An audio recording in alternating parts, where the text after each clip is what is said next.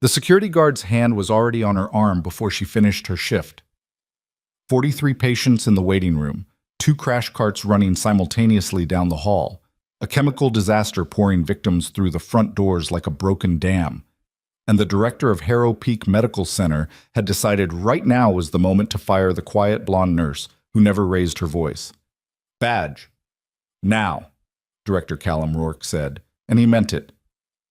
Nurse Mara Voss, 29 years old, 4 years at this hospital, said nothing. She unclipped her badge. She handed it over. And while alarms screamed behind her and doctors shouted at each other over a dying man on a gurney, she walked toward the exit like someone who had already survived things these people couldn't imagine. Nobody knew what she'd survived. That was exactly the problem. If you want to find out what happens when the truth finally walks through those doors, stay with me until the very end. Hit like, subscribe, and drop a comment telling me what city you're watching from. I want to see how far this story travels. The night it started raining ash over the Kellerton Industrial Corridor, Mara Voss was already 40 minutes into a double shift and running on vending machine coffee and the particular kind of focus that only comes from years of learning to shut everything else out. Harrow Peak Medical Center sat on the eastern edge of Kellerton, Massachusetts, a mid-sized city that smelled like rust and river water and had been slowly losing its factory economy for a decade. The hospital had been built in the 70s, expanded twice, and showed its age in the way old institutions always do. Cracks under fresh paint, systems that worked until they didn't, administrators who talked about excellence while quietly cutting corners. The ER handled everything from car accidents to industrial injuries to the occasional overdose from the population of people the city had forgotten about. Mara had been hired 4 years ago as a Level 2 ER nurse. No fanfare. She'd handed in her paperwork, passed her credentialing, and shown up for her first shift like she'd been doing it her whole life, which, in a way that nobody here understood, she had.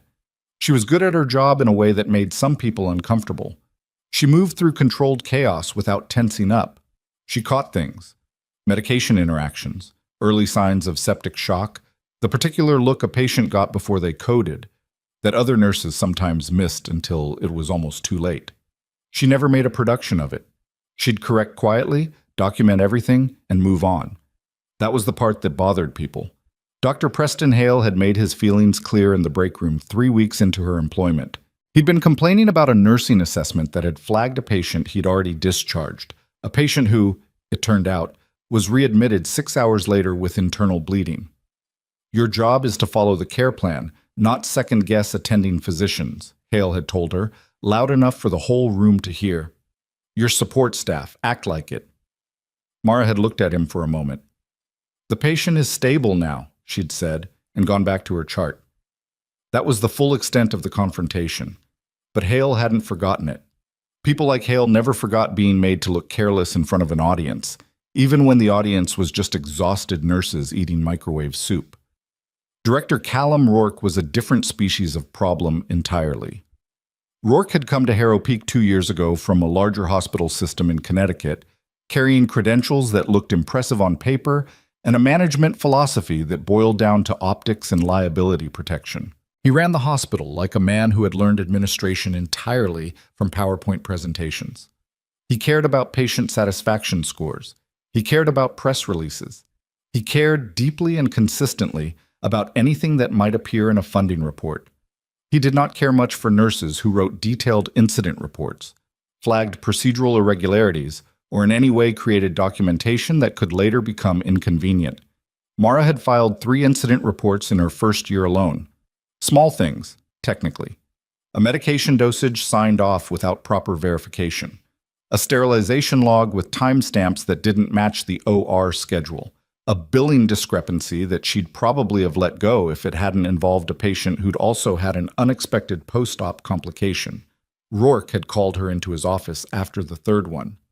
"Harrow Peak values thoroughness," he'd said, in the voice of a man who meant the precise opposite.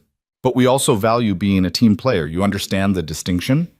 "I do," Mara had said. She'd filed the 4th report 2 weeks later. After that, things got small and deliberate. Her schedule was adjusted so she worked more overnight shifts, fewer of the high-profile cases. Her access to certain documentation systems developed mysterious delays. When a commendation came through from a patient's family, a handwritten letter that the patient's daughter had addressed specifically to her. It was posted on the break room board for exactly 1 day before it disappeared. She noticed all of it. She didn't say much. She kept showing up. The people who worked alongside her had split into 2 camps by the time winter came. Half of them quietly respected her in the way you respect someone who is obviously competent without being able to articulate exactly why. The other half had absorbed the ambient message from Hale and Rourke and treated her like background furniture. Present, functional, not particularly worth acknowledging. Devlin Okafor was in the first camp. He was a second-year resident who'd grown up in Kellerton and still had family on the east side, and he decided early on that Mara was someone worth paying attention to. Not because she was impressive in an obvious way. She wasn't flashy, didn't make speeches, didn't fight for credit, but because the patients she managed tended to do better. The numbers didn't lie if you looked at them the right way. Hale talked to the nursing coordinator about you again, he told her one evening in the medication room, keeping his voice low out of habit. I know, she said, checking a dosage against the chart. You're not worried? She glanced up. There was something in her eyes that wasn't quite amusement, but lived in the same neighborhood, like someone watching a predictable movie for the second time. Should I be? Devlin didn't have an answer for that. What he didn't know, what nobody at Harrow Peak knew, was that Mara had survived considerably worse than Callum Rourke. The Kellerton chemical plant had been processing industrial solvents and polymer compounds since 1987. It sat 3 miles from the hospital and employed about 600 people at any given time, and it had a safety record that the company's PR department worked hard to characterize as industry standard, which was doing a lot of heavy lifting for what was essentially a series of near misses stretched across 2 decades. On the night of November 14th, the near-miss streak ended. The explosion happened at 8:47 p.m. Mara heard the sound from the hospital, a low concussive thud that rolled through the building and rattled the supply cabinet in the trauma bay. She looked up from the patient she was assessing. Across the room, Devlin had gone still, his eyes tracking to the window where, to the northeast, something orange was beginning to climb the sky. The first ambulance arrived 11 minutes later. By then, the ER was already in motion, but it was the particular motion of people who had prepared for mass casualties in theory and were now encountering them in practice for the first time, and the gap between those 2 things was showing. The charge nurse, Renata, was pulling the disaster protocol binder. 2 of the attending physicians were at the board arguing about patient flow.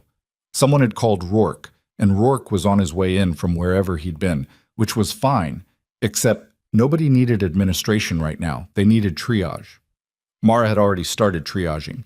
She moved through the incoming patients with the kind of systematic efficiency that doesn't come from protocols. It comes from doing this under conditions where the stakes were so high that a wrong decision didn't just mean a bad outcome, it meant someone died before the helicopter landed. She was separating immediate from delayed from expectant before the first color-coded tags had even been found in the supply cabinet. Hayes? Voss? Renata called from across the room, checking herself on the name. We're waiting on the protocol. Protocol says start triage immediately on mass casualty. I'm triaging. Mara didn't slow down. 32-year-old male, blast injury, secondary burns on 60% of right arm, GCS 14. He's immediate. Bay 2. 50-something female, smoke inhalation, saturations 91 and dropping. She needs a non-rebreather and oxygen now. The ER swallowed the first wave of casualties. Then the second wave came, and everything got harder. The chemical component changed the picture. The plant had been processing compounds that, when combusted under the wrong conditions, produced off-gassing that caused a specific kind of respiratory toxicity, not immediately obvious, presenting with a lag time that could fool a physician who wasn't specifically looking for it. Patients who seemed stable on intake were going to crash. Mara knew the pattern because she'd seen it before, in a context that didn't exist in her Harrow Peak employment file. She flagged it to Dr. Hale, who was running Trauma Bay 1. These exposures have a delayed pulmonary response. The patients presenting stable right now need to be monitored for. I know how to manage chemical exposure, Hale said, not looking up from the chart in his hand. The specific compound they were processing at Kellerton, Nurse Voss. He said her name like a period at the end of a sentence. I don't need a tutorial. Go check on the patient in Bay 4. She went to Bay 4. She did what needed doing. She also quietly flagged the concern in the nursing notes for every patient who'd been near the main processing unit, documenting the timestamps and exposure estimates in a way that would matter later if anyone looked. The ER was at capacity within 40 minutes of the first ambulance. Rourke arrived at the 90-minute mark, moving through the department with the slightly theatrical urgency of a man who wanted to appear decisive. He spotted Mara directing a transport aide with a patient on a gurney and cut toward her with his jaw set. "Who authorized you to take over triage?" he demanded. "The charge nurse asked me to assist. I have experience in mass casualty management." "You're a floor nurse, Voss. You follow the physician's orders in a situation like this." "I've been following orders," she said, flat and factual. "I've also been keeping the intake from backing up. Do you want to discuss that right now or later?" Rourke's face did something complicated. He was a man who was used to having his authority felt, and Mara had a way of acknowledging it without being particularly moved by it that he found maddening. "Later," he said through his teeth. "We'll discuss it later." He walked away. She turned back to the patient, but Rourke didn't forget it. He never did. The patient in Trauma Bay 3 was a man named Gerald Fitch. He was 54 years old, worked as a systems engineer at the plant, and had been in the central processing area when the explosion occurred. He'd walked out on his own, which was either a good sign or a very bad one, depending on what he'd been exposed to, and the paramedics who'd brought him in had logged him as delayed priority based on his vitals. His vitals were lying. Mara caught it while she was moving through the bay on a supply run. She stopped at his bedside and looked at him, and something shifted in her assessment before her conscious brain fully caught up to it. The color around his mouth, the rate of his breathing, the way his hands were resting in his lap with a stillness that wasn't calm. It was effort. She checked his oxygen saturation. 93%. She stayed with him and watched the number. It wasn't falling fast, it was falling slowly, which was worse. She went to get Dr. Hale. "He's delayed priority," Hale said, without looking up from the chart he was reviewing. "He was evaluated as delayed 20 minutes ago. His presentation has changed. His SATs are 93, and dropping. He was at 96 on intake. The trajectory over the last 7 minutes suggests he's going to crash, and when he does, it's going to be fast. If you look at the compound exposure..." "I've seen the compound exposure notes you've been adding to charts all night," Hale said, and now he looked up, and his expression was not the expression of a colleague being updated on a clinical concern. It was something harder. "I've had enough of the battlefield medicine tutorials, Voss. Move along." "He's a federal contractor," Mara said, keeping her voice even. "If he crashes and there's documentation that the concern was flagged and ignored..." "Are you threatening me?" "I'm telling you what the chart says." Hale set down his clipboard with deliberate care. "Go to the medication station. I'll have someone else cover Bay 3. She went. She documented the exchange in her nursing notes at 10:23 p.m., including the patient's saturation reading and her clinical concern. She did it quickly and precisely, the way you document things when you know the documentation is going to matter. At 10:31, Gerald Fitch's monitor alarmed. At 10:33, he went into respiratory distress. Hale was in the bay within 90 seconds. 2 other physicians converged. The crash cart came. Mara watched from the corridor while they worked, her hands at her sides, her face controlled in that particular way she had. Not cold, but contained, like someone who has learned to hold still when stillness is what the moment requires. They stabilized him.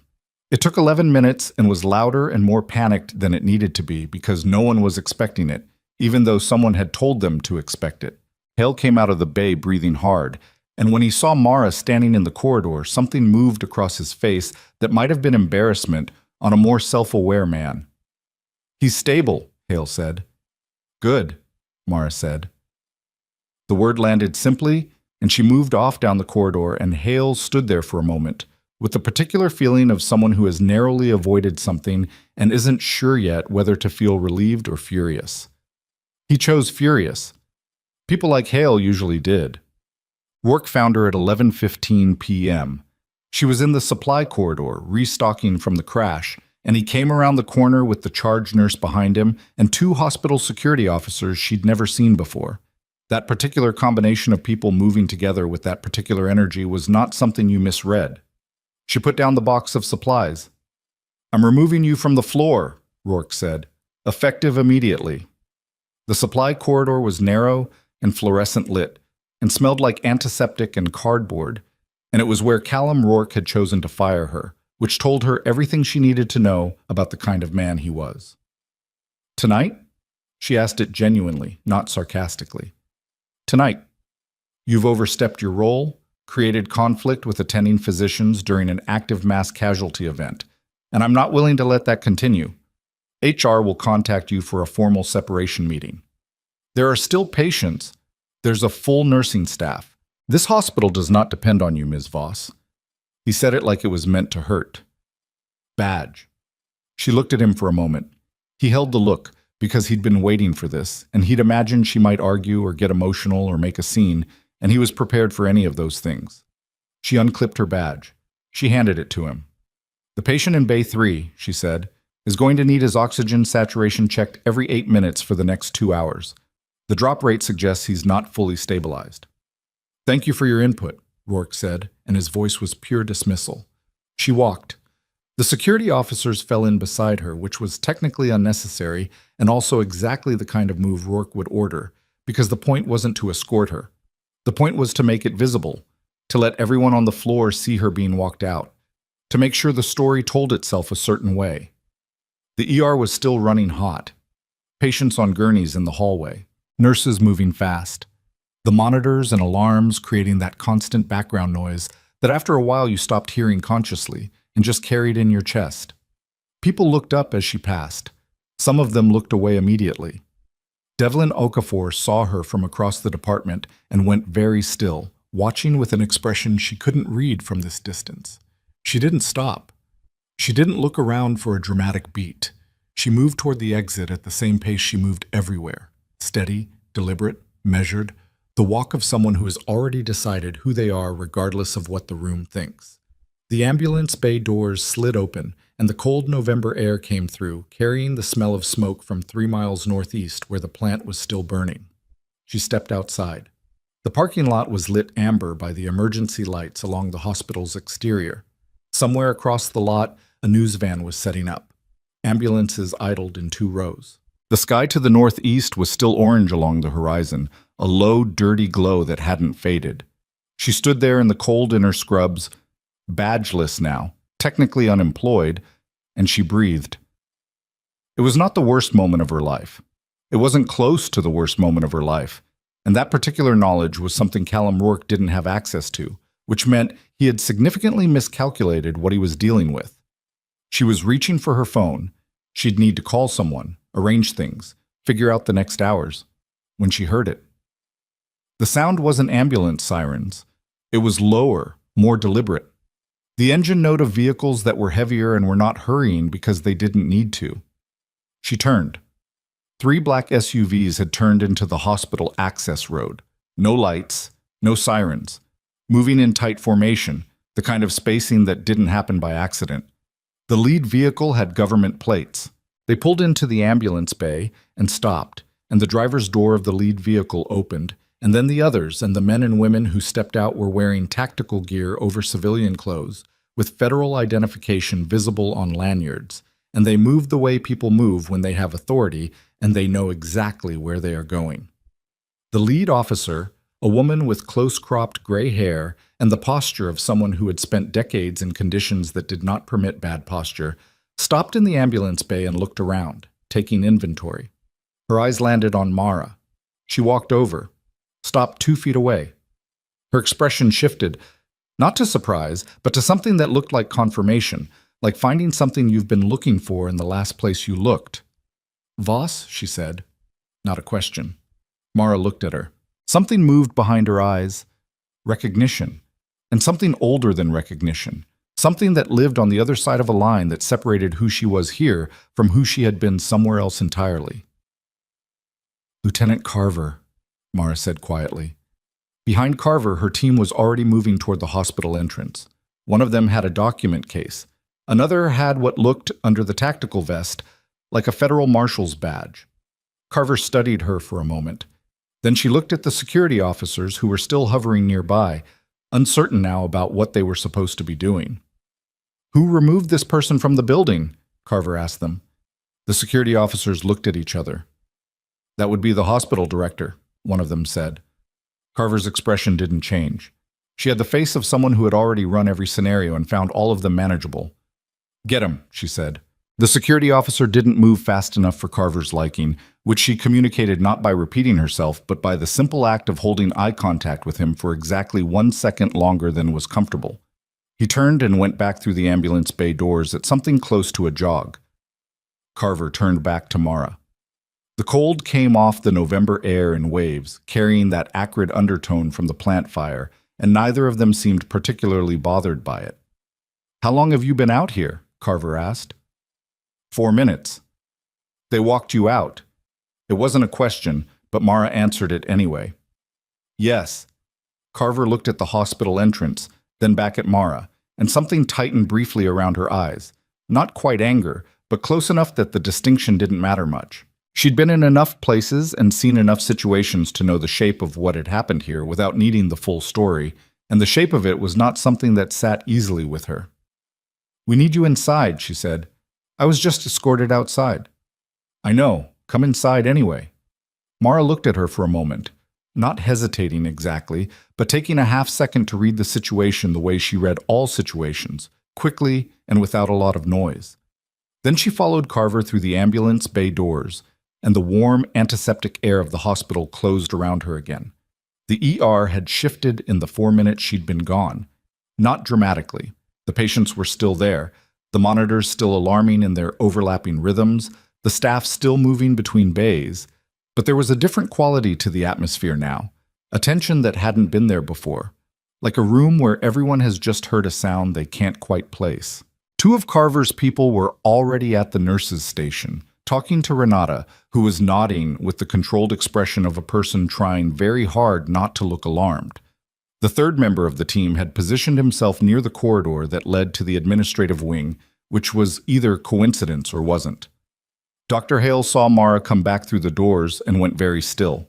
She didn't acknowledge him. She moved to Carver's right and stayed there while Carver took a visual sweep of the department with the methodical focus of someone cataloging information for later use. The patient, Carver said, low enough that it was just between them. Bay 3. Gerald Fitch. He's a federal systems contractor. You already know that, or you wouldn't be here for him specifically. Carver's expression gave nothing away, but the slight shift in her jaw confirmed it. Status. They stabilized him at 10:33. He went into respiratory distress. I flagged it twice before it happened and was told to step back. He's alive. Whether he's actually stable depends on whether anyone's been checking his saturation rates in the last 20 minutes, which I doubt. Carver looked at the officer nearest the nurse's station and made a short gesture. He moved immediately toward Bay 3. Rourke came out of the administrative corridor at that point, moving with the forward momentum of a man who had just been told something and was coming to manage it. He'd put on his jacket. It was the kind of detail that said everything about him, the instinct to look authoritative when surprised. And his expression was set to the version of controlled that was really just barely controlled. He stopped when he saw Mara. The stop was involuntary. His body just paused for half a step before he recovered, but Carver caught it, and Mara caught it, and it told both of them something. Director Rourke, Carver said. She had the kind of voice that filled a room without being raised, the specific register of authority that doesn't need volume. She extended her identification and held it at reading distance. Lieutenant Agent Dana Carver, Federal Investigative Division, Medical and Defense Contractor Oversight. I need to speak with you, and I need access to your credentialing and incident documentation for the last 24 months. Rourke looked at the ID. He looked at Mara.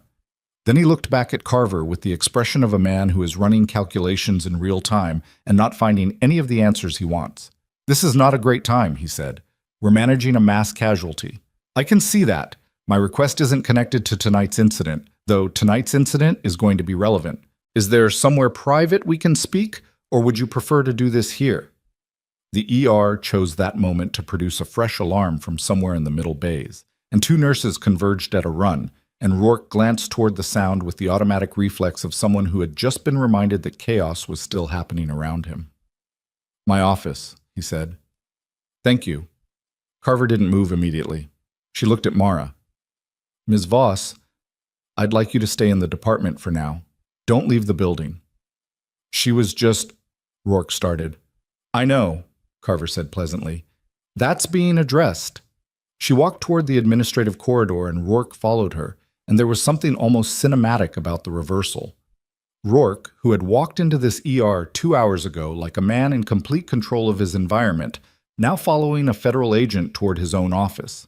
The officers who'd been with him, the 2 security guards who'd walked Mara out, drifted back toward the periphery of the floor like people who had suddenly realized they didn't want to be too closely associated with anyone in particular. Devlin Okafor materialized at Mara's elbow approximately 15 seconds after Rourke disappeared around the corner. What is happening? He said, quietly and with great feeling. Mass casualty event. Federal contractor involved. Oversight people showed up. That's not what I'm asking, and you know it. She looked at him. He was 26, she remembered, and he'd grown up watching his father manage a small business on the east side of Kellerton with the specific brand of dignity that requires you to never let people see how hard you're working. He'd carried some of that into his residency. The watching, the reading of rooms, the awareness that what people say and what's actually happening are not always the same text. I know some of those people, she said, from before. Before what? She was quiet for a moment, not because she was deciding whether to answer. She was deciding how much of an answer was useful right now. Before Harrow Peak, she said finally. He waited. When nothing else came, he exhaled through his nose. Okay, that's not nothing. No, she agreed. It's not nothing. She moved back toward the active bays because there were still patients and the work didn't pause for anything. And after a beat, Devlin moved with her, the way he'd been doing for 4 years, without quite realizing it had become a habit. Bay 3 was quieter than it had been during the crash, but Gerald Fitch was awake, and the quality of his wakefulness was the kind that worried Mara. The glassy, effortful awareness of someone burning through reserve energy to maintain consciousness. Carver's officer, a young man named Reyes from his badge, was standing at the foot of the bed with a tablet, recording vitals from the monitor. Fitch's saturation was at 91. It had not improved. Mara looked at Reyes. Has a physician been in since the event at 10:33? Reyes checked his tablet. Negative. One nurse did a pass, but Mara was already at the bedside. She ran her assessment quickly and without commentary. Lung sounds, color, respiratory rate, the small observations that a monitor doesn't capture. Fitch tracked her with his eyes, but didn't speak. She noticed his right hand was trembling slightly against the mattress, which was new. She straightened up and looked at Reyes. I need a physician in this bay now. If it has to be a specific physician because of protocol, page Dr. Huang. She's the senior attending tonight, not Hale. You don't have authority to. You're here to protect a federal contractor. He needs a doctor in this bay in the next 3 minutes, or we're going to have a second event in here, and that's going to become your problem too. She said it without heat, just the flat geometry of consequence. Page Huang. Reyes looked at Fitch, then at the monitor. Then he made the call. Dr. Elise Huang was the kind of physician who had arrived at competence through the traditional method of making mistakes and actually learning from them, which put her ahead of roughly a third of her colleagues. She'd been managing the north end of the ER all night and came into Bay 3 with a slightly harried expression that shifted into something more focused when she looked at the monitor. His SATs dropped again? She asked. He's been trending down since intake, Mara said. The initial presentation masked it. These exposures have a delayed inflammatory response in the bronchial tissue. The damage isn't visible in the first hour. Huang looked at her. Then she looked at the chart on the wall tablet, scrolling quickly. She found Mara's nursing notes from earlier in the night. The timestamps, the saturation trajectory, the flagged concern. This was documented at 10:19, Huang said, almost to herself. Yes. And Dr. Hale? He was managing Bay 1. It was a busy night. Mara said it without inflection, which communicated everything that inflection would have. Huang made a sound low in her throat that wasn't quite a word. She was already adjusting the oxygen and reaching for the call panel to get respiratory therapy. I'm upgrading his status. I want a chest CT and I want respiratory in here in the next 10 minutes. Thank you, Mara said. She stepped back from the bay to give Huang room to work. And as she did, she noticed that two of Rourke's administrative staff had drifted to the corridor outside, watching. The assistant administrator, a thin woman named Patricia, who had always been professionally invisible to Mara, was now looking at her with an expression that had something unguarded in it. Not sympathy exactly, more like recalibration. People were watching differently now. That happened when the context shifted. Mara had seen it before. The way a room reorganized itself around a new piece of information, the subtle gravitational adjustment when authority landed somewhere unexpected. It happened fast and without announcement, and it told you more about people than anything they said. She didn't find it satisfying. She found it accurate. Inside Rourke's office, the conversation had been running for 22 minutes, and based on what could be heard through the glass walls, which wasn't words exactly, but the texture of voice, the pacing, it wasn't going well for Rourke. Carver had brought the document case inside. One of her officers had brought a second, which had appeared from the third SUV. They were not small cases. Hale had been asked to wait in the conference room adjacent to the administrative wing. He'd gone without argument, which was its own kind of data point. The charge nurse Renata had been interviewed briefly at the station. Nothing formal, just a federal officer asking questions in the measured way that federal officers ask questions, which still had the effect of making everyone who witnessed it stand up a little straighter and choose their words with more care. Devlin found Mara near the medication station at around midnight. Hale's in the conference room, he said. He's been there for 30 minutes. I know. The federal people have the incident logs. All of them, going back apparently 2 years. The IT administrator just gave them server access. He paused. Mara, what are those cases full of? She was charting because the patients didn't care about administrative theater, and neither did she, and she had 4 hours of documentation to complete from the casualty intake. I don't know exactly, she said, but Carver doesn't bring documentation cases to a hospital because someone's having an administrative dispute. She brings them when there's already a prepared case, and she needs on-site evidence to complete it. The implication landed on Devlin's face in stages. So this was already going on before tonight? Almost certainly. He was quiet for a moment. The ER noise filled the space around them. Monitors, distant voices, the particular sound of a busy department at midnight, which was different from the sound at any other hour, more exhausted, more stripped down. What do you know about Rourke? He asked. Less than they do, she said, nodding toward the administrative corridor. More than he'd be comfortable with. She finished the chart and moved to the next one. Devlin watched her for a moment. The specific focused stillness she brought to documentation, the way she built a chart like she built everything else, methodical and exact, as if every entry mattered because every entry did. And he thought about the 4 years he'd been watching her work and the things he'd never quite been able to fit into a simple category. Who were you? He said. Before this? She looked up. It was the directness of the question that landed. Not who are you, but who were you, which was the more accurate version. Somebody who worked in harder places than this, she said. Then, because he'd earned more than deflection. Military, medical, deployed. The specifics are complicated. Complicated how? She looked at him for a beat. Classified how? He absorbed this. Nodded once, slow. Okay. Okay, she agreed, and went back to the chart.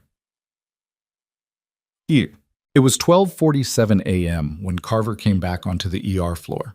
She came alone, no officers flanking her, no document case in hand, and she moved through the department with the unhurried confidence of someone who had already accomplished what they came for and was now handling the secondary business.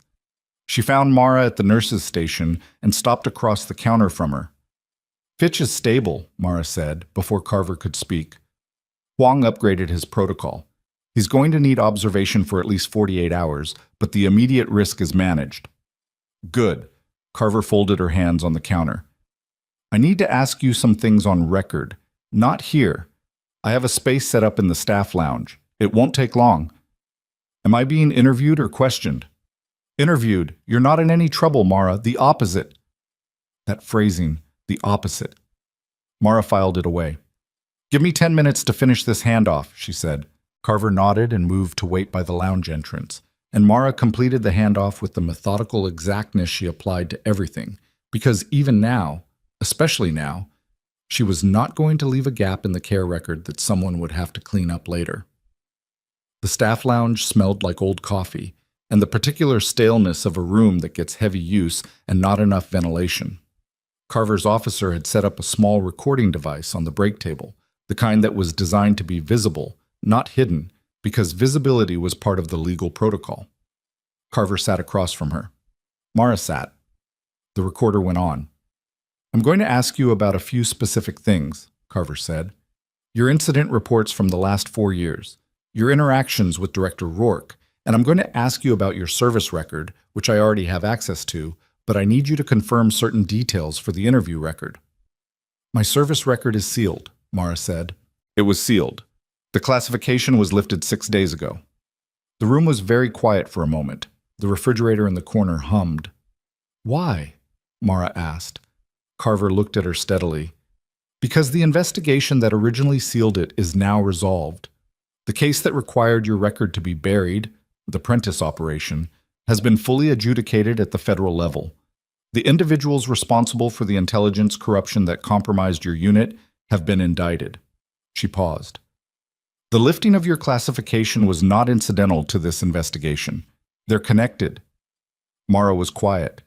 She'd known, in the abstract way you know things that are too large to think about directly, that the Prentice operation would eventually surface.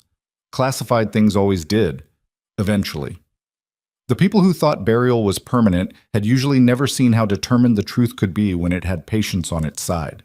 But knowing it in the abstract was different from sitting in a hospital break room at 12:53 a.m. in her scrubs, with a federal agent telling her that 6 years of silence had just been formally ended by a process she hadn't been part of.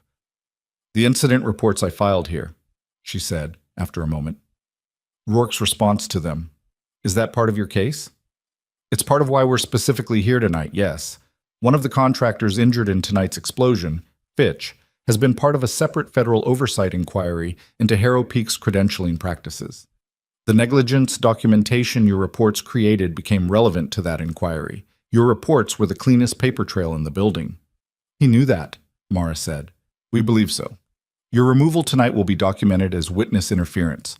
Regardless of hospital policy, the timing and context are," Carver chose the word carefully, "significant."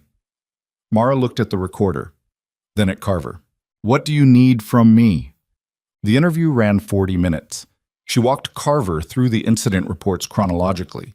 Dates, contents, responses, the specific ways in which follow-up had been blocked or documentation had disappeared.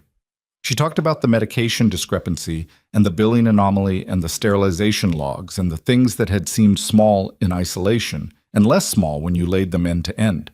She talked about tonight with the same flat accuracy she used for everything, including the exact words of her exchange with Hale over Fitch's bedside, which she could recall verbatim because she'd trained herself to retain operational conversations under stress in a context that Carver understood and the ER staff did not. Carver asked good questions, the kind that weren't fishing. They already had the fish, they were just confirming the hook placement. When it was done, Carver stopped the recorder. "Your reinstatement at this facility is being processed," she said. "It won't be complete tonight, but by morning there will be paperwork from the hospital's legal office. They've been advised." "By whom?" "By people who have a significant interest in making sure their cooperation with this investigation is visibly complete."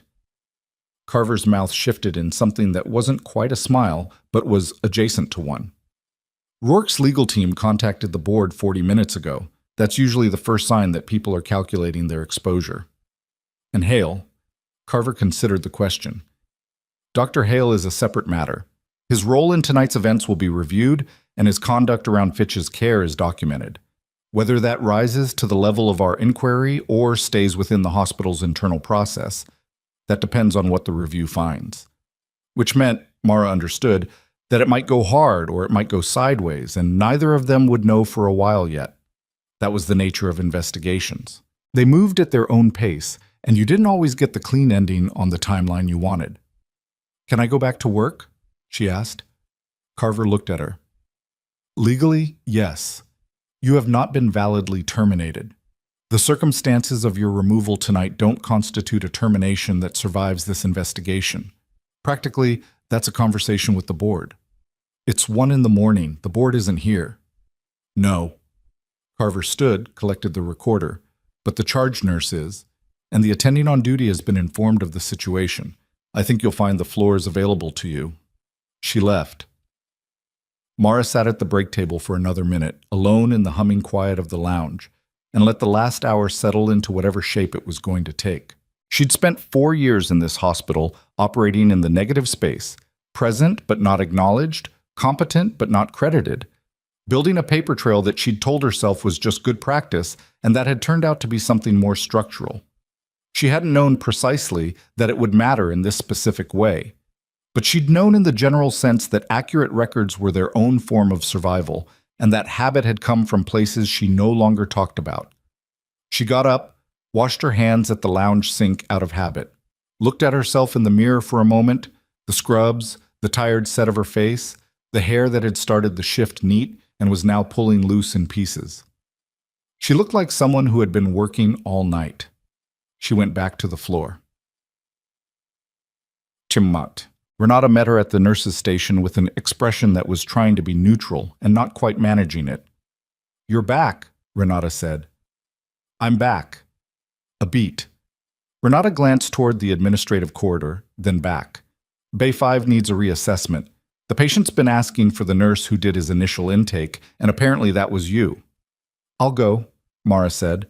She took the chart from the rack and moved toward Bay 5, and nobody stopped her, which was its own kind of statement. The department had thinned somewhat.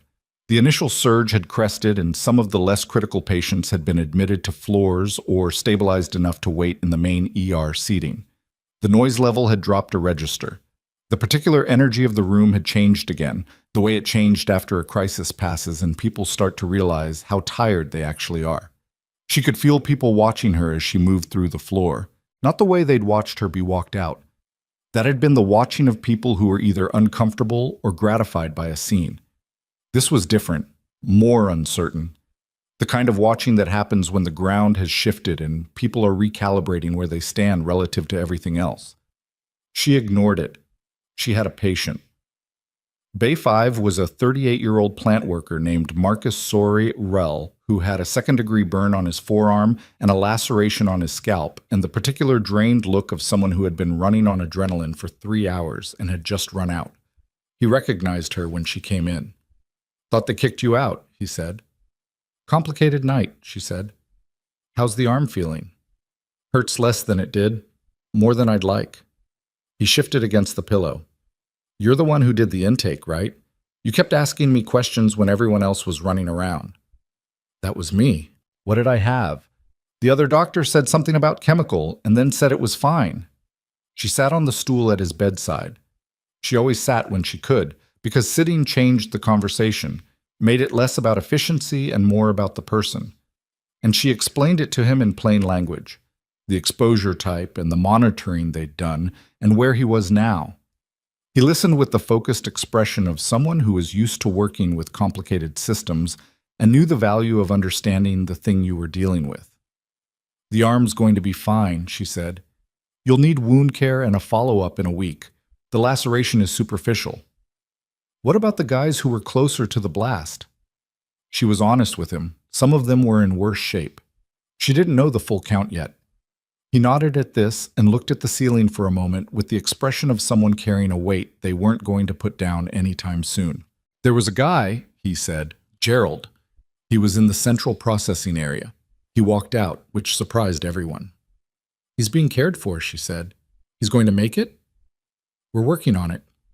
Marcus was quiet. Then, you knew before it happened. You knew he was going to go downhill. She looked at him. She wasn't sure how he knew that. Probably the way information moved through a hospital on a busy night, in fragments and glances and overheard exchanges. I had a concern, she said carefully. But they didn't listen. She didn't answer that one. She stood and checked his wound dressing and told him she'd be back in an hour and moved out of the bay, and as she did, she heard him say quietly to the empty space she'd left, "Glad you're still here." She didn't stop, but she heard it. No. It was 2:14 a.m. when Hale came out of the conference room. She was at the central station doing chart work when he appeared in the corridor, moving slowly, with the slightly shrunken posture of someone who has been sitting in an uncomfortable chair having an uncomfortable conversation for a long time. He looked across the floor, and his eyes found her with what seemed like involuntary accuracy, and he stopped. She looked up. The distance between them was maybe 30 feet, across the organized chaos of a late-night ER, and the look that passed between them carried more information than anything either of them would have said out loud. She could read in his face the specific inventory of a man who has recently been confronted with documentation of his own conduct, and found it does not read the way he imagined it would. He didn't apologize. She didn't expect him to. People like Hale didn't apologize readily, and even if they tried, the timing would have made it into something else, something defensive dressed in the clothes of sincerity. What he did was look at her for a long moment, and then he looked away, and he walked toward his office with the careful, quieter gait of someone who has been made smaller by the evening. Devlin appeared beside her with the timing he'd been developing all night. "Hale looks like he aged 15 years in that conference room," he said.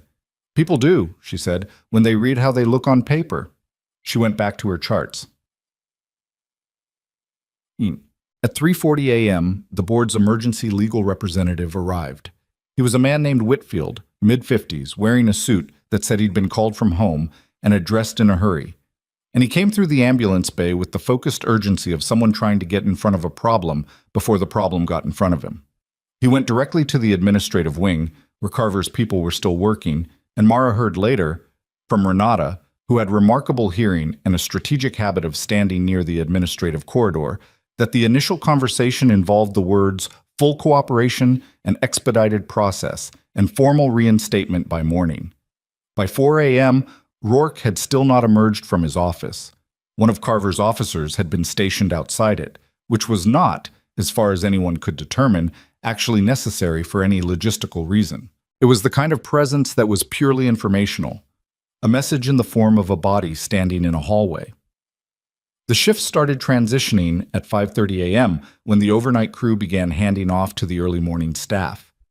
The incoming nurses arrived to find a department that was running normal operations over the top of what was clearly an ongoing federal process, and the look on their faces as they absorbed this, the federal officers, the document cases, the officer outside the director's office, Mara Voss behind the nurses' station on a shift she'd been removed from, was the particular look of people arriving at a movie partway through and trying to catch up without asking anyone to explain. Mara handed off her patient updates to the incoming staff with the same thoroughness she applied to everything. She briefed the morning nurse on Marcus Sorrell, on Gerald Fitch's overnight trajectory, on 3 other patients who needed close monitoring. She wrote it all into the handoff notes in the detailed, specific way that meant nothing would fall through the gap between shifts. When she was done, she went to the break room and made coffee, real coffee from the actual machine, not the vending garbage, and sat at the table and drank it while the early morning light started showing through the high windows. Devlin found her there. He'd been on call all night and looked it, the particular kind of exhausted that residency produced, worn into the edges of a face that was otherwise still young. "They're saying Rourke is being suspended pending investigation," he said, pulling a mug from the cabinet. "I know. And that his separation from the hospital might be permanent, depending on what the federal inquiry finds." "That seems likely," she said. He poured his coffee and sat across from her, and they were quiet for a while in the way 2 people can be quiet when they've been through the same long night and don't need to fill the silence with accounting of it. "What happens to you now?" he asked eventually. She turned the mug in her hands. "I go home, sleep, come back when the paperwork's done." "That's it? What else would there be?" He shook his head slowly. Your classified record got unsealed. Federal agents showed up specifically in connection with you. The director got suspended, and you're going to go home and sleep." She looked at him. "What would you prefer?" He laughed, just once, tiredly at the ceiling. "I don't know, some kind of Reaction. I've been reacting all night. You just couldn't see it. She finished her coffee, set down the mug. What you can see and what's happening are not always the same thing. That's true for patients, and it's true for people. He was quiet. Get some sleep, she told him. Your next shift starts in 6 hours. She stood, got her jacket from the hook, and moved toward the door. She was almost through it when he said her name. She stopped. The thing you said earlier, Devlin said, about working in harder places. He paused. How hard? She stood in the doorway for a moment. The early morning sounds of the hospital moved around her. The distant monitors, the PA system waking up, the particular institutional rhythm of a place that never fully stopped. Hard enough that this doesn't break me, she said. She went out into the corridor. At 6:22 a.m., as the winter sun came flat and gray through the eastern windows of Harrow Peak Medical Center, a hospital security officer found Director Callum Rourke attempting to remove a series of external hard drives from the server room on the administrative level. He was accompanied by his personal assistant, who would later tell investigators that she hadn't known what was on the drives and would spend the following weeks proving that claim under oath. Rourke himself said nothing when the officer stopped him. He stood in the server room with the drives in a bag, and the look on his face was not the look of someone caught doing something wrong. It was the look of someone who has been running from something for long enough that the running has become its own logic, and who has only now, in a server room at 6:22 in the morning, with a 23-year-old security officer blocking the door, registered that the running is over. Carver's officer, who had been alerted by the access log trigger that Carver's team had set up the previous night as a standard precaution, arrived 40 seconds later. The drives contained, among other things, deleted versions of 3 incident reports. Mara's incident reports. The originals she had filed. Not the versions that had been processed through the system with their follow-up actions noted and their flags cleared. The originals, with the handwritten annotations in Rourke's own script, and the dates and the decisions, documented in a way that Rourke had apparently not realized would constitute a confession once someone else was reading them in the right context. The officer bagged the drives. Rourke was escorted to a chair in the administrative conference room, not the same one Hale had waited in, a different one, smaller, and Carver was called back in from where she'd stepped out for exactly 22 minutes to get breakfast from the hospital cafeteria. She set her coffee on the table across from Rourke and looked at him and didn't say anything for a long moment. "I'd like to call my attorney," Rourke said. "Of course," Carver said. "Take all the time you need." She didn't move from the chair. Rourke's attorney arrived at 8:15 a.m., a sharp-faced woman named Aldridge, who carried a briefcase like a weapon and spoke in the clipped cadences of someone billing by 6-minute increments. She went into the conference room, the door closed, and the muffled back and forth that followed had the rhythm of a negotiation that was not going well for one side. Mara wasn't there to hear it. She was home, asleep, in the particular flat-out way that only comes after a night that has taken everything you have and then asked for a little more. She woke at 11:30 a.m. to 3 missed calls from a number she didn't recognize, one from Devlin, and a voicemail from a woman who identified herself as the board's interim administrator and said, with the careful diction of someone reading from a legal script, that Mara's employment status at Harrow Peak had been formally restored and that the hospital wished to speak with her at her earliest convenience. She listened to the voicemail twice, not because she hadn't understood it the first time, but because she was deciding how she felt about it, which turned out to be more complicated than she expected. 4 years of being managed down to a corner, and the reversal came in a voicemail that sounded like a form letter. She called Devlin back first. "Rourke's been suspended with pay pending formal investigation," he said, skipping the greeting entirely. "Hale is on administrative review. And apparently the board had an emergency session this morning where your name came up repeatedly in a context that was—" He paused, searching for the word. "Not the context it usually comes up in around here." "What context was that?" "The one where people are trying to establish that they valued you all along." She sat on the edge of her bed and looked at the pale winter light coming through the curtains. "Of course they are." "Are you coming back in?" "This afternoon," she said.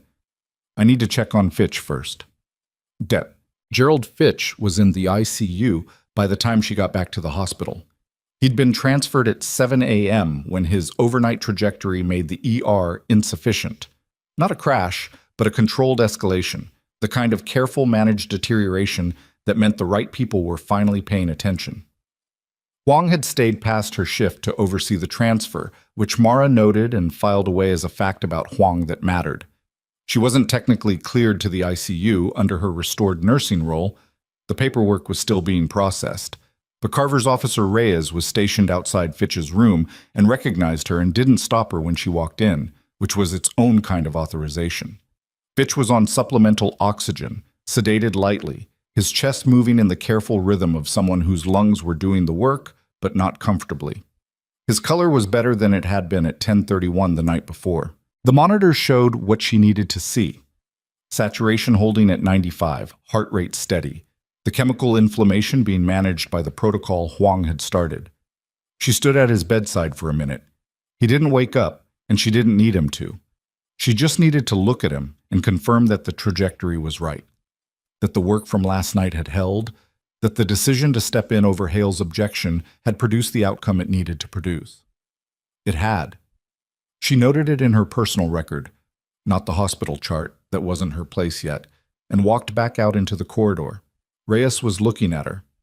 "He's going to make it," she said. Reyes nodded once. "Lieutenant Carver wanted me to tell you, if you came in, that she needs to speak with you again this afternoon." "About what?" "She didn't say." He paused.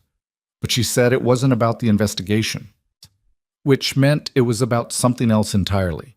And Mara spent the walk down from the ICU, turning that over and not arriving at a conclusion she liked. The board meeting was not the conversation she'd been expecting. She'd assumed the interim administrator's call was about reinstatement paperwork, signatures, formalities, the bureaucratic machinery of undoing what Rourke had done. Instead, she arrived at the conference room on the administrative level to find 4 board members present: the interim administrator, the hospital's legal counsel, and Dana Carver sitting at the far end of the table with a folder in front of her that she hadn't opened yet. Mara sat down.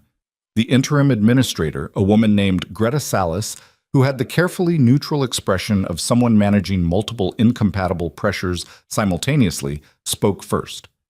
"Ms. Voss, we want to begin by formally acknowledging the circumstances of your removal last night, which the board has determined were inappropriate and retaliatory. Your position is fully restored, with back pay for last night's lost hours, and we're prepared to discuss additional remediation." "Thank you," Mara said. She meant it plainly, without performance.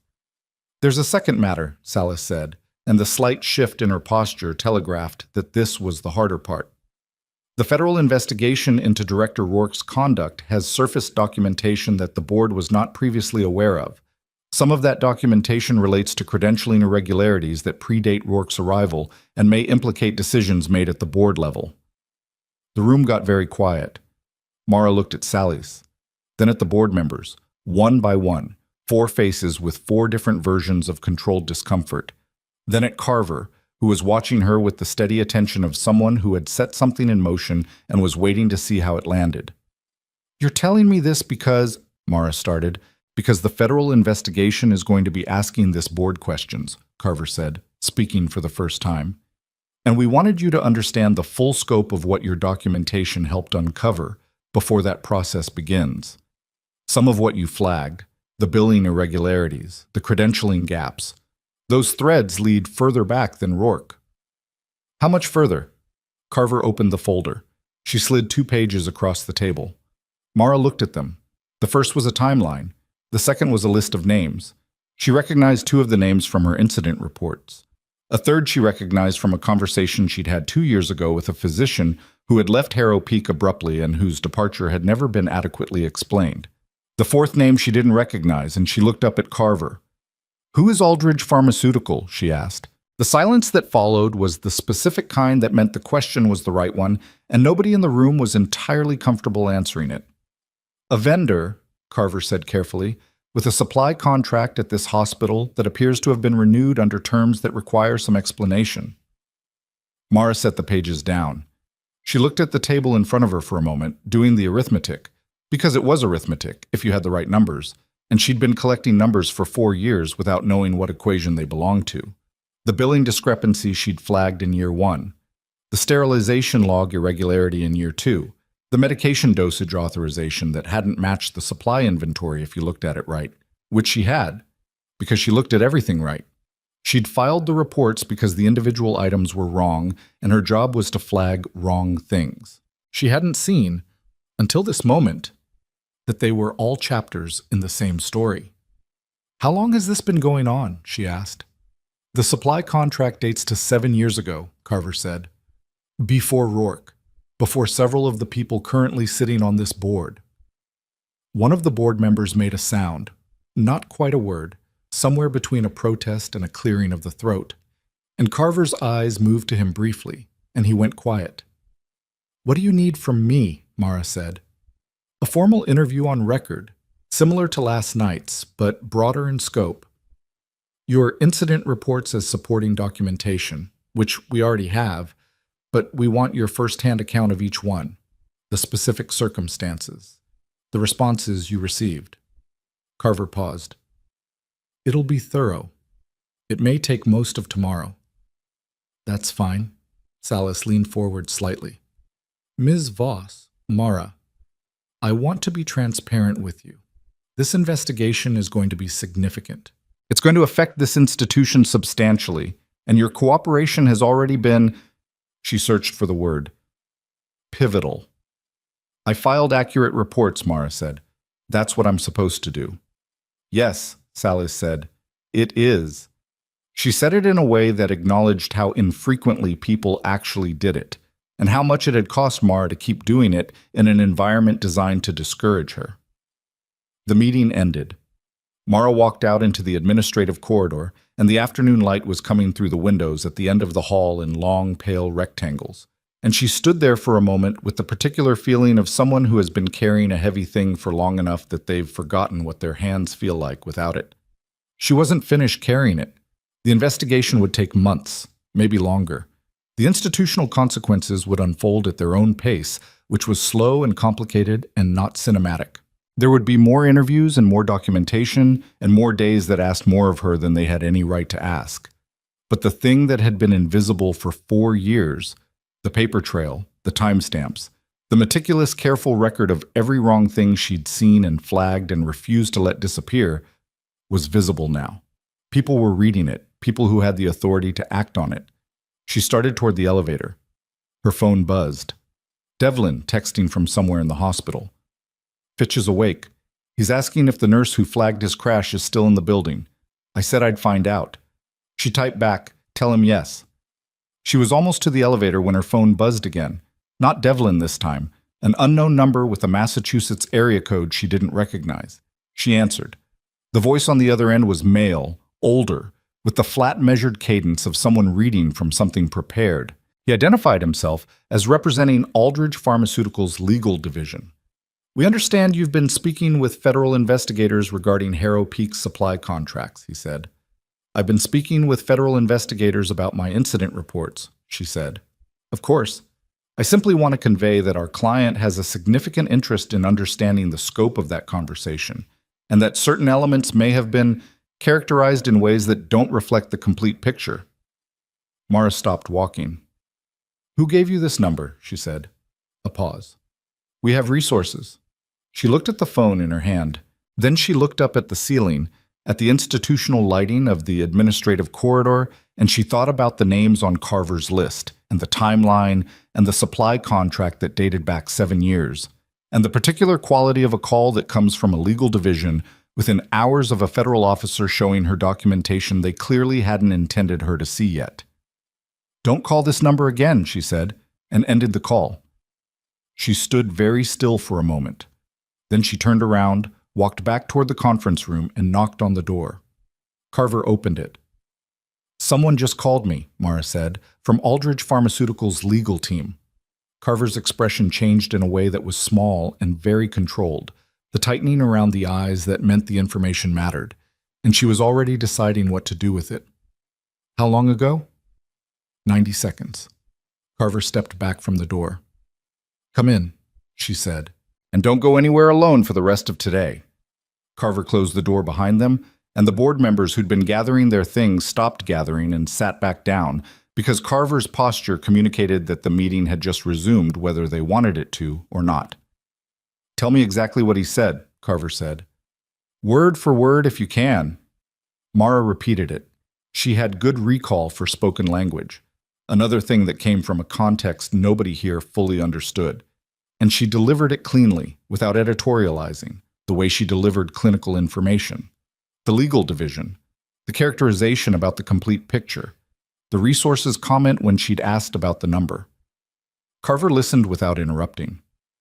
When Mara finished, Carver looked at one of the officers who'd been standing near the wall, a woman named Tate, who Mara had seen but not spoken to, and something passed between them that didn't require words.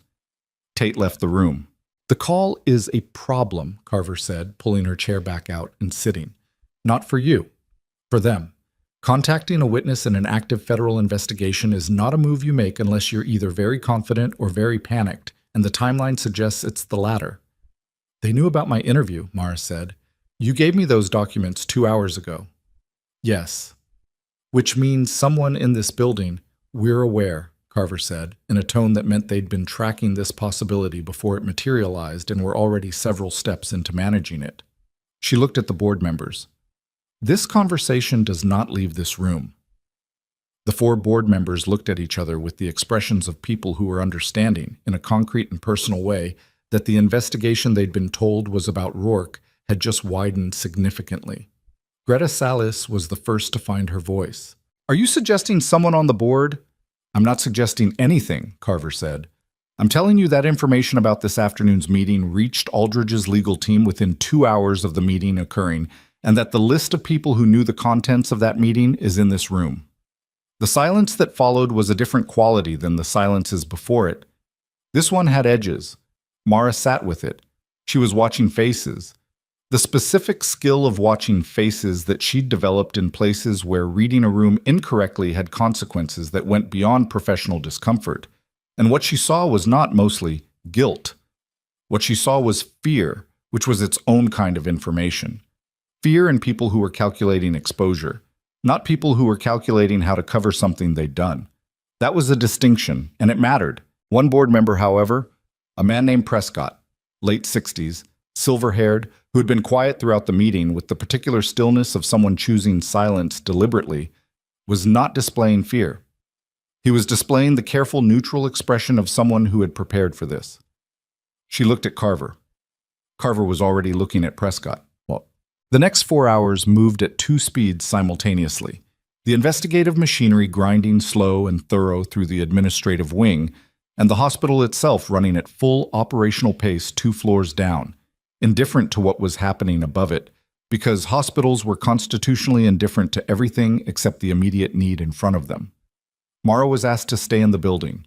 She found a chair at the nurses' station and worked, because there was always work, because a restored employee with clinical skills and a station full of charts was not something the charge nurse was going to leave idle, regardless of what was happening in administration. Renata handed her a patient list without comment, which was its own form of respect, the acknowledgement that normalcy was the appropriate currency between them right now. Devlin surfaced at intervals, bringing updates in the compressed form of someone who had been listening carefully to corridor conversations all day. "Prescott resigned from the board," he said the first time, 20 minutes ago, effective immediately. "I know," she said, not looking up from the chart. "How do you know? You've been sitting here." "Carver texted me." He absorbed this. "Okay. Also, Fitch is fully awake and talking. He's been talking to federal people for an hour." The second time Devlin appeared, it was with the information that 2 senior administrators from the hospital's financial division had been escorted to the administrative conference room by Carver's team and had not come back out. The third time, he didn't have information. He just came and stood near her station for a few minutes in the way people stand near things that feel stable when the ground is uncertain, and she let him do it without comment. At 4:30 p.m., Carver's officer Reyes came to the nurse's station and asked Mara to come upstairs. The room Carver was using had migrated from the board conference room to a smaller office that had been Rourke's deputy director's space. Emptied now, the deputy having taken personal leave this morning with a velocity that suggested foreknowledge of what was coming. Carver was at the desk with 2 laptops open and a physical file spread across the surface, and she looked like someone who had been awake for 36 hours and had decided to treat that as irrelevant. Mara sat. Prescott, Carver said without preamble, was on the vendor selection committee 7 years ago when the Aldridge contract was established. He's also, through a holding company with 3 layers of incorporation between his name and the bottom, a minority investor in Aldridge Pharmaceutical. Mara was quiet for a moment. That's a conflict of interest that required disclosure. Yes. Which was never disclosed. No? Carver turned one of the laptops toward her. The contract was renewed 4 times. Each renewal came with a price adjustment that exceeded market rate by between 8 and 15%. The excess, over 7 years, amounts to approximately $2.3 million in overpayments from this hospital's procurement budget. Mara looked at the number on the screen. It was large enough to be real damage. Not abstract, not theoretical, but the kind of money that came from somewhere. And the somewhere was patient care budgets and supply quality, and the 1,000 small decisions that a hospital makes when it's operating under financial pressure it shouldn't be under. Rourke knew, she said. It wasn't a question. Rourke was told when he took the position. The arrangement was presented to him as established and untouchable. He chose to protect it rather than report it, and in exchange his position was protected. Carver paused. Your incident reports threatened the arrangement. The billing discrepancy you flagged in year 1 was specifically connected to an Aldridge supply order. If that report had been properly investigated, it would have led here much sooner. Mara thought about year 1, the report she'd filed, the follow-up that had gone nowhere, the conversation with Rourke that had been the beginning of everything. He buried it, she said. He buried all 4. We have the originals with his annotations. The annotations are, Carver chose the word with care, explicit. He knew exactly what he was protecting and why. She sat with this for a moment. The arithmetic was complete now, and it was worse than she'd built it to be in her head over 4 years, which was saying something. The call this afternoon, she said, from Aldridge's legal team. That came through Prescott? Almost certainly. He had access to this morning's meeting notes through the board's shared documentation system, and he had both the motive and the contact to make that call happen within 2 hours. Carver leaned back. His resignation this afternoon was not voluntary in any meaningful sense. He was given the choice between resigning and being walked out, and he made the calculation that resigning preserved more of his options. Does it? No, Carver said. But people make that calculation when they're panicking, and it makes them feel like they still have some control. She looked at Mara steadily. I'm telling you all of this because your testimony tomorrow is going to be more significant than I indicated this morning. This isn't a hospital misconduct case anymore. It's a federal fraud case, and you're the through line. Your documentation is the through line. Mara looked at her hands on the table. They were steady, which was a thing she'd trained for, and now barely noticed. What does that mean practically? She asked. It means your interview tomorrow will be recorded as formal testimony. You'll have the option of legal counsel, which I'd recommend. It means the case will take longer than originally projected, probably a year, possibly more before any of this reaches prosecution. And it means, Carver paused, choosing her words, that your role in this will be public eventually. Not tomorrow, but eventually, when the case moves forward, your name will be in the documentation. I understand. Some people in your position find that difficult, Carver said. The exposure. I'm not some people, Mara said, which was not arrogance. It was just accurate, and Carver recognized it as such. No, Carver said. You're not. Hale came to find her that evening. She was in the break room. The same table where Carver had interviewed her at 1 a.m., which felt like a different week even though it was the same calendar day.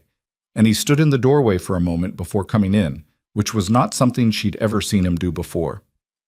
Hale was not a man who paused at doorways. He was a man who entered rooms. He sat down across from her without being invited, which was still Hale, just a quieter version. He looked like the night had cost him something.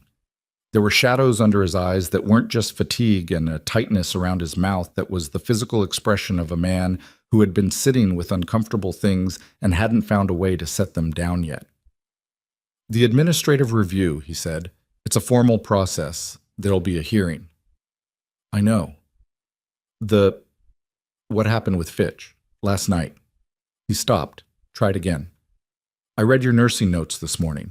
The full documentation. She waited. You flagged it at 10:19, he said. I was briefed at 10:22. He crashed at 10:33. Yes. If I'd listened, he stopped again.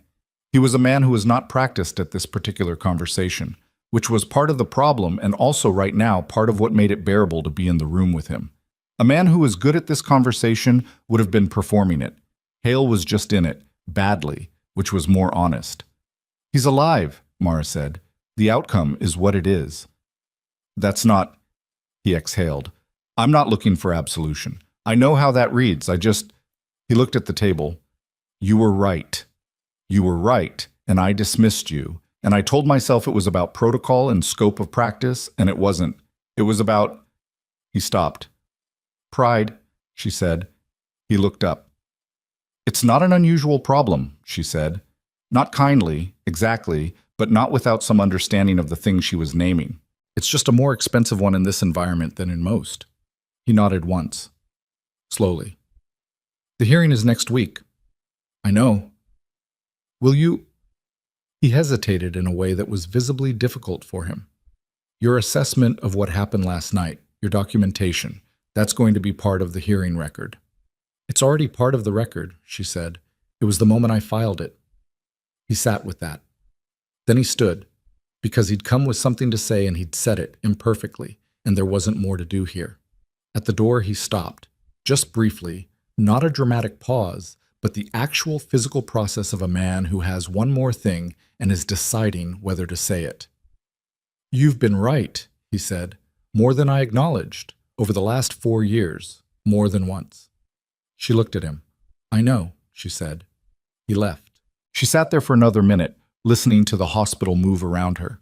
The monitors, the PA, the distant mechanical sounds of an institution in continuous operation, and she thought about the cost of being right in environments that are organized to make being right inconvenient, and she thought about the 4 years of that particular expenditure, and she felt something that wasn't quite anger and wasn't quite grief, that lived in the space between those two things and didn't have a clean name.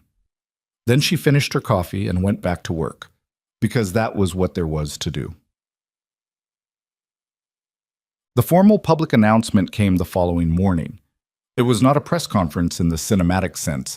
Nobody stood at a podium with lights and cameras in a clean institutional room. It was a statement released by Harrow Peak's board to local media, and a simultaneous statement from the Federal Investigative Division confirming an active inquiry into procurement practices at the hospital. And the combination of those two documents hitting the news cycle at 9 a.m. produced the kind of institutional turbulence that Kellerton hadn't seen since the plant fire, which was still smoldering on the east end of the city. Mara was in the middle of a patient assessment when her phone started going off. She turned it face down and kept working. The hospital felt different that morning in a way that was hard to articulate and easy to feel, the way a building feels after the thing that everyone has been pretending not to notice has been named out loud. People moved with a slightly different quality of attention. Conversations stopped when they should have continued, and continued when they probably should have stopped. The administrative wing was visibly busy in the specific way of people managing a crisis with external dimensions. Lawyers and communication staff moving through corridors with the tight, focused energy of controlled emergency response. Rourke had not been in the building since the previous afternoon, when he'd left in the company of 2 federal officers and his attorney, and had not returned. His office was locked. His name was still on the door because those things take time to change, and the bureaucracy of physical signage runs several cycles behind the bureaucracy of everything else.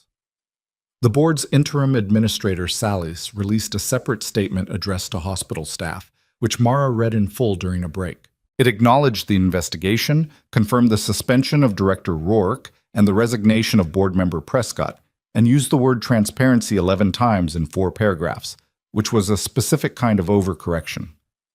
At the bottom of the statement, in the last paragraph, there was a sentence.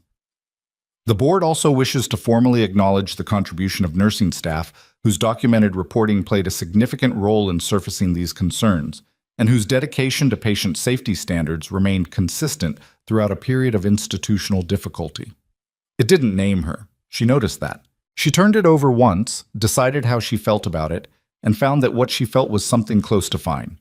Not because she didn't deserve to be named, but because the acknowledgement that mattered had already happened. In a conference room at 1 a.m. with a federal officer and a recording device, where the record was exact and her name was in it and would remain in it for the duration of a case that was only beginning to build. The public statement was for the institution. The record was for the truth.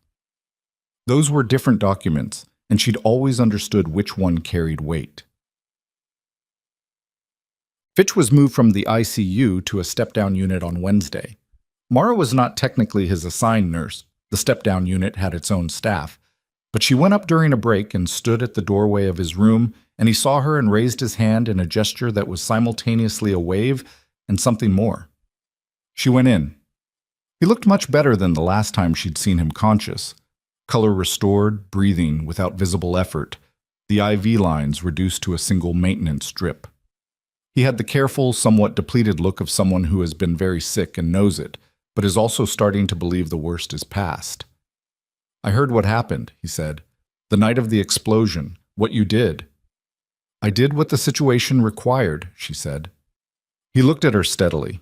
He was the kind of man who had spent a career in technical work, which meant he had a strong allergy to imprecision.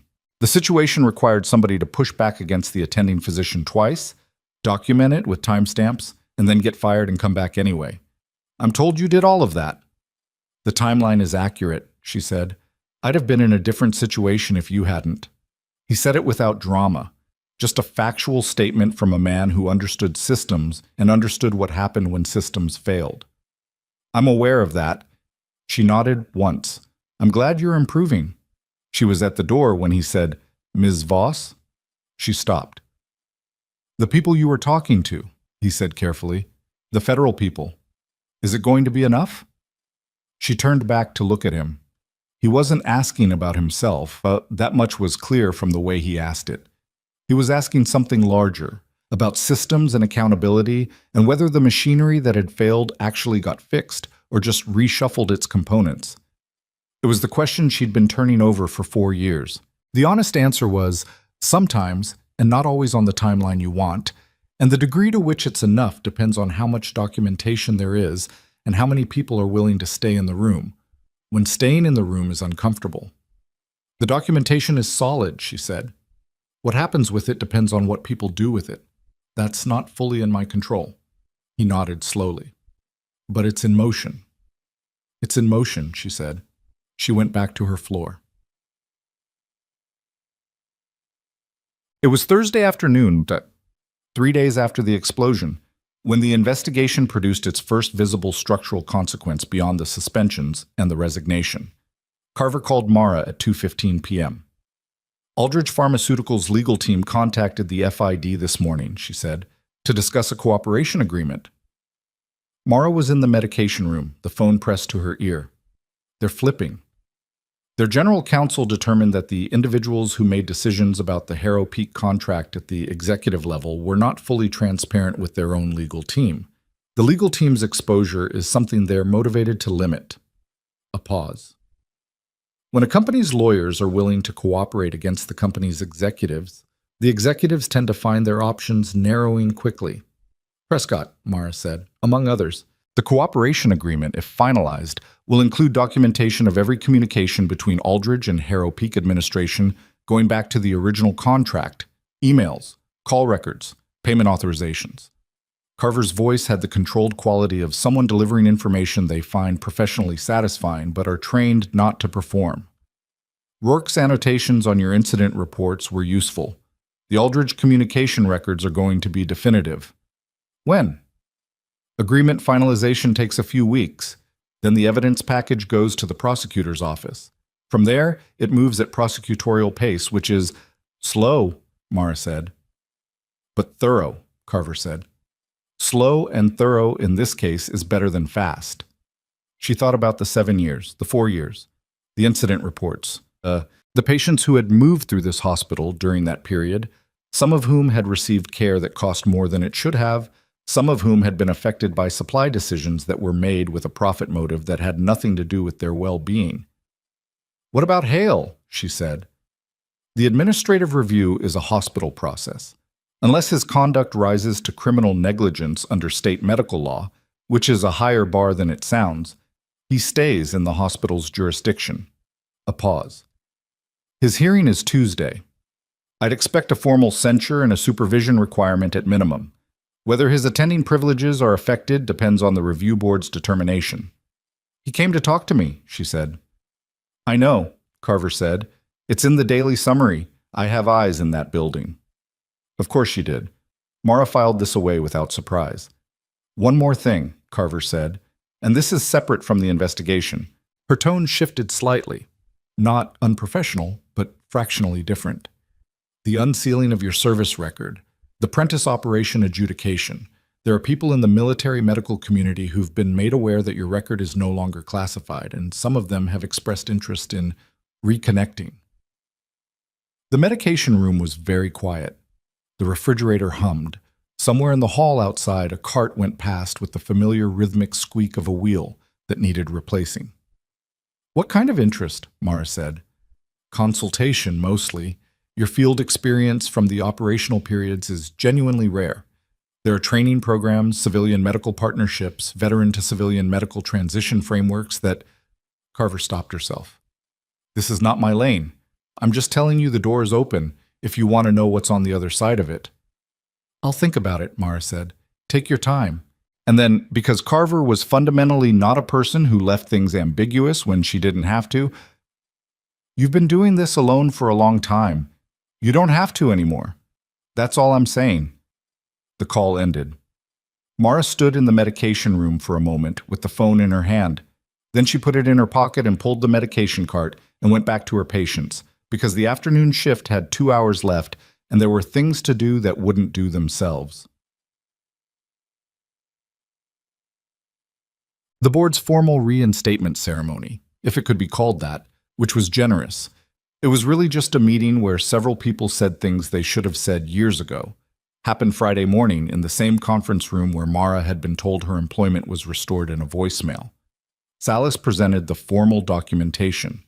The board members who remained, Prescott's seat was visibly empty, a gap in the seating that nobody addressed directly, sat with the careful posture of people who understood they were being watched. Mara sat across from them in her scrubs, because she'd come from an overnight shift and had not gone home between, and she looked exactly like what she was, a nurse who had been working while other people held meetings about her. Salas went through the formal language: reinstatement, full and unconditional, back pay for the period of wrongful removal, which was technically 4 minutes of shift time, but which the legal team had calculated across the full disruption period, an amount that Mara would later deposit into an account she'd been building slowly for years without a specific purpose in mind. Then Sally set down the formal documents and looked at her with an expression that was more personal than administrative. "I want to say, on behalf of this board, and I mean this without qualification, that what you maintained in this institution over 4 years, under circumstances that were deliberately made difficult, was exceptional. Not just the documentation, the standard, the consistency." She paused. "The board failed you. The systems here failed you. And you held the line anyway." Mara looked at her, then at the board members, one by one. "I held the line for the patients," she said, "not for the institution." A beat. Then one of the board members, a woman named Torres, who had said almost nothing across all of these meetings, made a sound that might have been the beginning of a laugh and converted itself into a nod. "Yes," Salas said, "that's exactly right." She was leaving the building that evening, the first time she'd been home in 26 hours, when she passed the administrative wing and saw a light on in Rourke's office. She stopped. The light was wrong. The office had been locked since Tuesday. Rourke's name was still on the door. And the light was on, which meant someone was inside, which meant either a cleaning crew or something that was not a cleaning crew. She stood in the corridor and thought about Carver's instruction: don't go anywhere alone. Then she thought about 3 days of carefully managed process, and the cooperation agreement, and the documents, and the sense, building steadily, that the machinery was working, that the containment was holding. And then the door opened. The man who came out was not Rourke.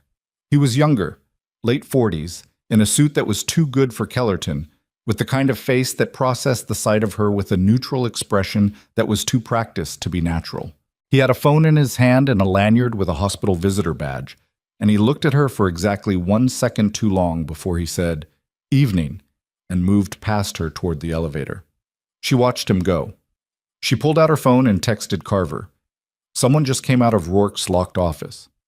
Visitor badge, late 40s, gray suit, dark hair, headed for the main elevator. He had a phone in his hand and he looked at me like he knew who I was. The response came in 40 seconds. "Don't engage, we have a team in the building. Stay where you are." She stayed where she was. 45 seconds later, 2 of Carver's officers came around the corner from the direction of the main entrance at a pace that was deliberately not running. They passed her without stopping. She heard the elevator doors open down the corridor. Then she heard, very clearly, one of the officers say, "Sir, Federal Investigative Division, I need you to stop." Then her phone buzzed. Not Carver this time. A text from an unknown number, the same area code as the Aldridge call from 3 days ago. And the message was 4 words. "You should have left."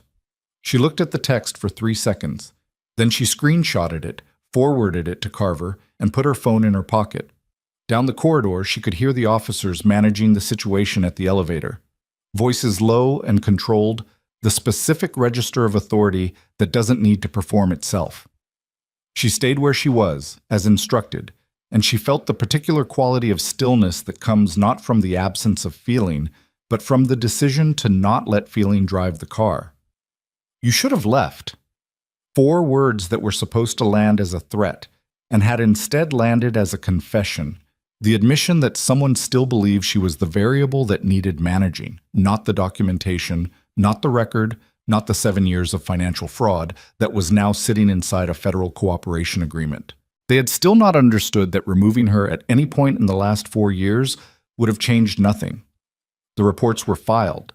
The timestamps existed. The record was the record, and it existed independent of her presence in the building. That was what they'd never gotten right about her. They'd kept trying to manage the person when the person had already made herself into something more durable than a person. She'd made herself into a paper trail. Carver appeared at the corridor end 2 minutes later, moving fast without running, with Tate behind her.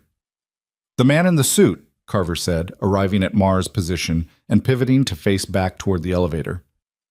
"Name is Garrett Solis. He's an executive director at Aldridge, not legal team, operational leadership." What was he doing in Rourke's office? That's what we're going to find out. Carver's jaw was set in the particular way of someone who is managing controlled anger on a short leash. The visitor badge was forged, hospital issue, legitimate looking, but the ID number doesn't exist in the system.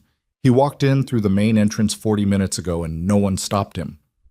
"Because he looked like he belonged," Mara said. "Yes." Carver glanced at her. "The text?" "Forwarded to you 30 seconds after I got it." "Good." She looked at Tate. "Get Reyes and pull everything from Rourke's office. Every surface, anything that could have been left or taken. I want an inventory against the seal we placed Tuesday." Tate went. Carver turned back to Mara with the expression of someone recalibrating a timeline. Solis being here in person changes the picture. When a company sends operational leadership to personally access a sealed office after their legal team has started a cooperation conversation, they're either retrieving something critical or destroying it. Either way, it means there's something in that office we didn't account for. "Physical," Mara said. "Has to be. Digital assets we've already imaged. Something physical that Rourke held back, maybe as insurance." Carver was thinking out loud now, not performing for Mara's benefit, just processing, which was its own kind of trust. Rourke is the type who keeps something in hand. He didn't survive a system like this for 2 years without understanding leverage. Mara thought about the annotated incident reports, the external hard drives in the server room, the pattern of a man who documented things precisely because documentation was currency, who had kept records that incriminated himself because those same records incriminated others more. There's something in that office that Aldridge needs back more than they need the cooperation agreement to go smoothly. Mara said. Carver looked at her. Which means the cooperation agreement has a crack in it, Mara said. Someone at Aldridge doesn't want to fully cooperate. Solis is here because he's managing that person's interest. Or he is that person, Carver said. She pulled out her phone and made a call, walking 3 steps away, her voice dropping below Mara's hearing range. Mara stood in the corridor outside Rourke's office and looked at the name still printed on the door and thought about the specific kind of institution that lets a name stay on a door long after the person it belongs to has collapsed the moral foundation of everything behind it. Kellerton wasn't unusual in this. Institutions everywhere did the same thing, the slow bureaucratic lag between reality and signage, between what had happened and what was officially acknowledged. It was one of the ways that wrongdoing survived, not through active protection, necessarily, but through the institutional momentum of pretending things were still as they had been when they clearly weren't. She'd spent 4 years watching that momentum and filing reports against it, one document at a time. Tate came back out of Rourke's office 11 minutes later with an evidence bag. Inside it, visible through the clear plastic, was a standard manila envelope sealed with no external markings. It had been found in the false bottom of the left desk drawer. Not sophisticated, Tate said. Just a piece of laminated cardboard fitted to look like the drawer base, the kind of concealment that worked because it was simple and nobody was looking. Carver held the bag and looked at it with the expression of someone who has just been handed exactly what they needed and is reserving judgment on what it costs. "We'll process this through proper chain of custody," she said. "But whatever's in here is why Solis came tonight." Garrett Solis was transported to the federal field office in downtown Kellerton, and the processing of what he'd been doing in Rourke's office took the rest of that night and most of the following day. Mara went home. She slept for 9 hours in the flat, absolute way of someone whose body has finally decided to collect what it's owed. She woke up at 7 a.m. on a Saturday with pale winter light coming through the curtains and the strange, muffled feeling of a week that had been too many things to fully absorb while it was happening. She made actual breakfast. Eggs, toast, coffee that wasn't from a vending machine or a hospital break room. And she sat at her kitchen table and ate it and let the silence be what it was. She lived alone. Had lived alone for years, in an apartment that was functional and not particularly decorated, the home of someone who hadn't entirely committed to being in one place. There were books. There were no photographs on the walls. The kitchen was clean in the way that kitchens are clean when the person who lives in them has precise habits and doesn't spend a lot of time there anyway. She thought about the 4 words on her phone. You should have left. The thing about that kind of threat, and she'd received threats before, in contexts that made a text message from a pharmaceutical executive seem almost quaint, was that it always told you more about the person sending it than it did about your actual situation. It was a message from someone who believed that the problem was personal, that if the individual could be removed, the problem would be removed with them. It was the thinking of people who had spent years dealing with problems by managing the people who noticed them, and who had therefore never been forced to confront the possibility that the problem was structural, that it existed in the systems and the records and the patterns, not in any one person's willingness to speak. They had tried to remove her twice. They'd walked her out of the hospital. They'd buried her reports. They'd adjusted her schedule and disappeared her commendations and made her 4 years at Harrow Peak into a sustained exercise in institutional erasure. And the documentation had survived all of it, because documentation doesn't have a human resource file that can be manipulated, and the truth of what had been happening at that hospital existed independent of whether she was in the building or not. She had understood this. That was the thing they'd never figured out about her. She'd understood it from the beginning, and it had made her patient in a way that looked, from the outside, like passivity, like someone absorbing punishment because she didn't know how to push back. It was the opposite. It was the long game, played by someone who had learned in genuinely dangerous places that the difference between surviving and not surviving was often just the question of who kept their head while the situation was loudest. She washed her plate. She got dressed. She went for a walk in the November cold, through the quiet streets of a Kellerton that was still processing the week, the plant fire, the hospital investigation, the things beginning to surface in the local news that would take months to fully materialize.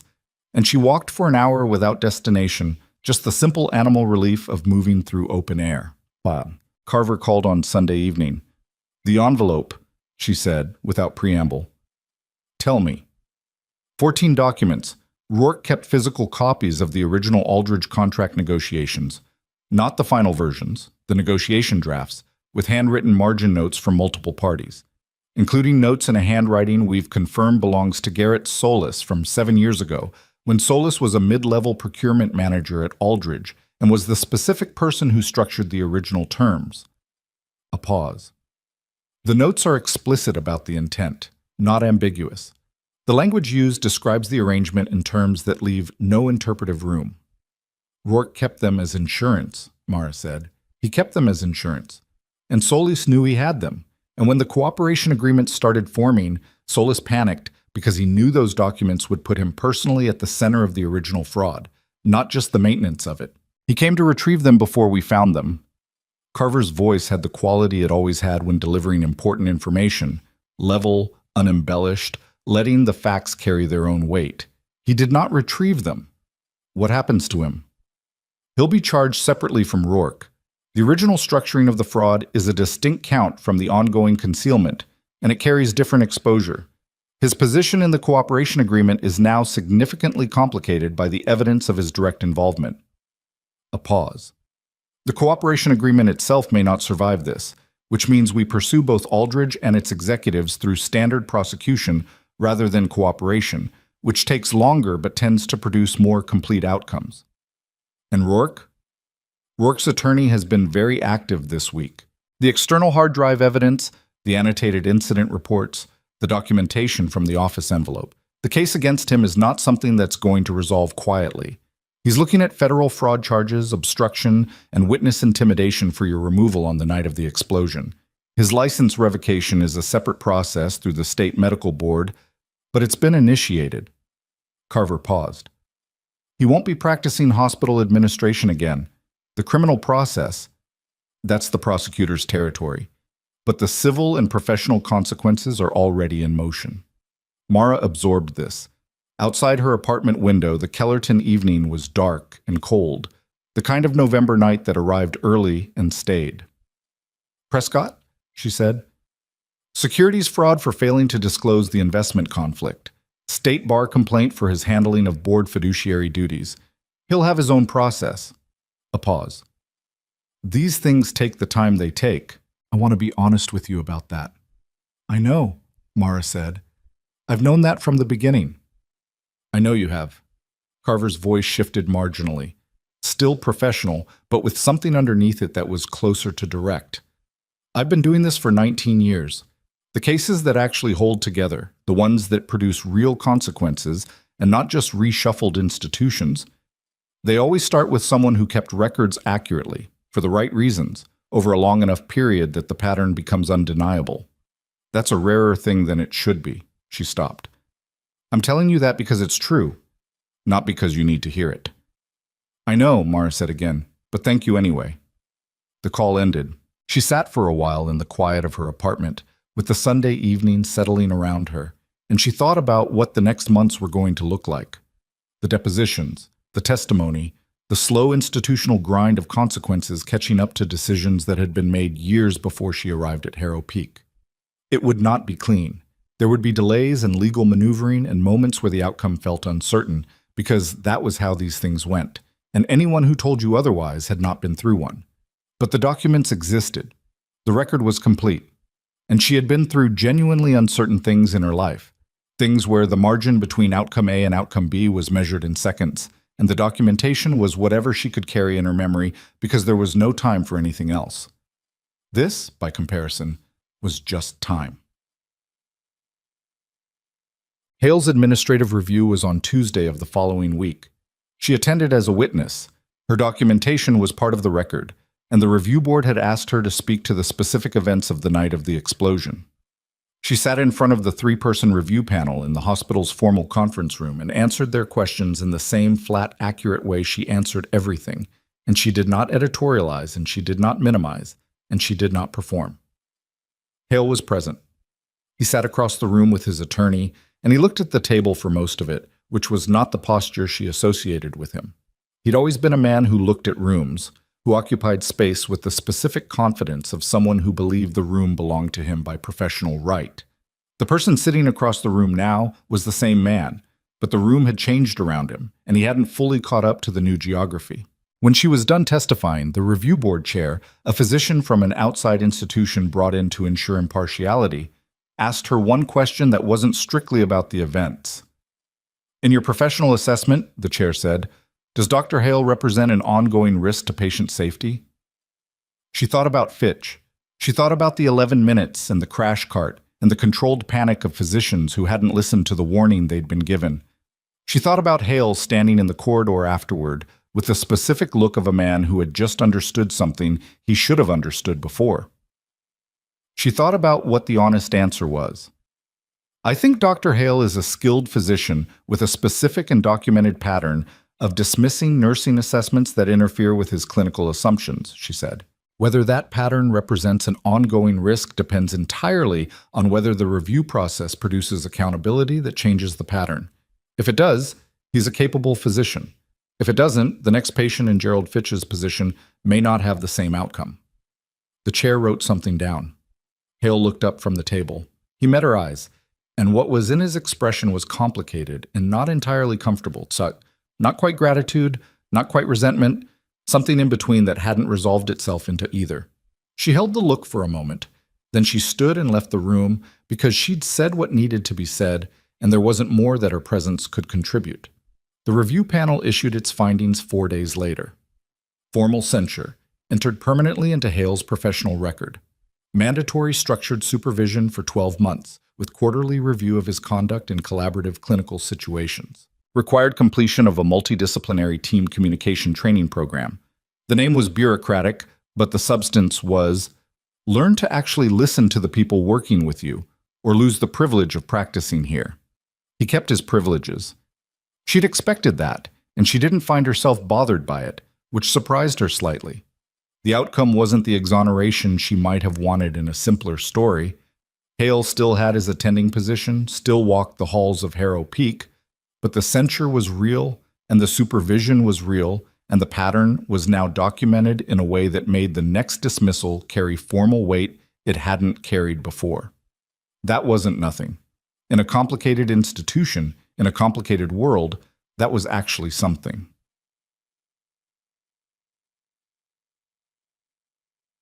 Gerald Fitch was discharged on the 12th day after the explosion. He was escorted out by his wife, a compact woman with tired eyes, who had spent most of those 12 days managing 3 kids and a husband in the ICU, and had arrived at discharge with the look of someone who had run a very long race and could finally see the finish line. Fitch walked out under his own power, slowly, with the deliberate care of a man whose lungs were still negotiating terms with his body. Mara was at the nurse's station when he passed through the ER on his way out. He stopped. "Ms. Voss," he said. "Mr. Fitch, looking better." "Feeling something adjacent to better," he said, which was honest in the way she appreciated.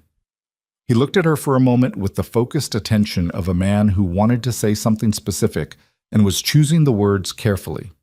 "I put something in writing, for the investigators, about what happened the night of my intake. My own account of the sequence, what I remember of it, the timeline as I experienced it."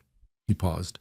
"I wanted you to know it's there, that somebody who was on the receiving end of what you did that night put it on record from this side." She looked at him.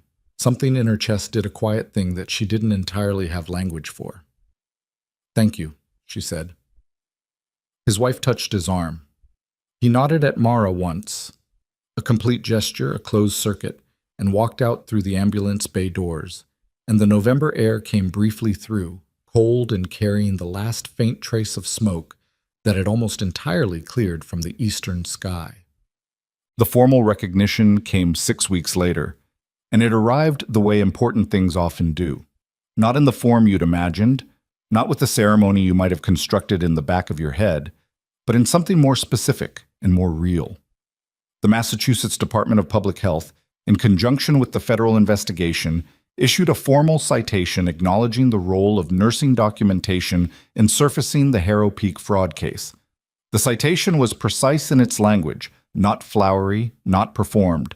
and it named Mara Voss specifically, described the nature of her reports, the period over which they had been filed, and the institutional resistance she had encountered in filing them.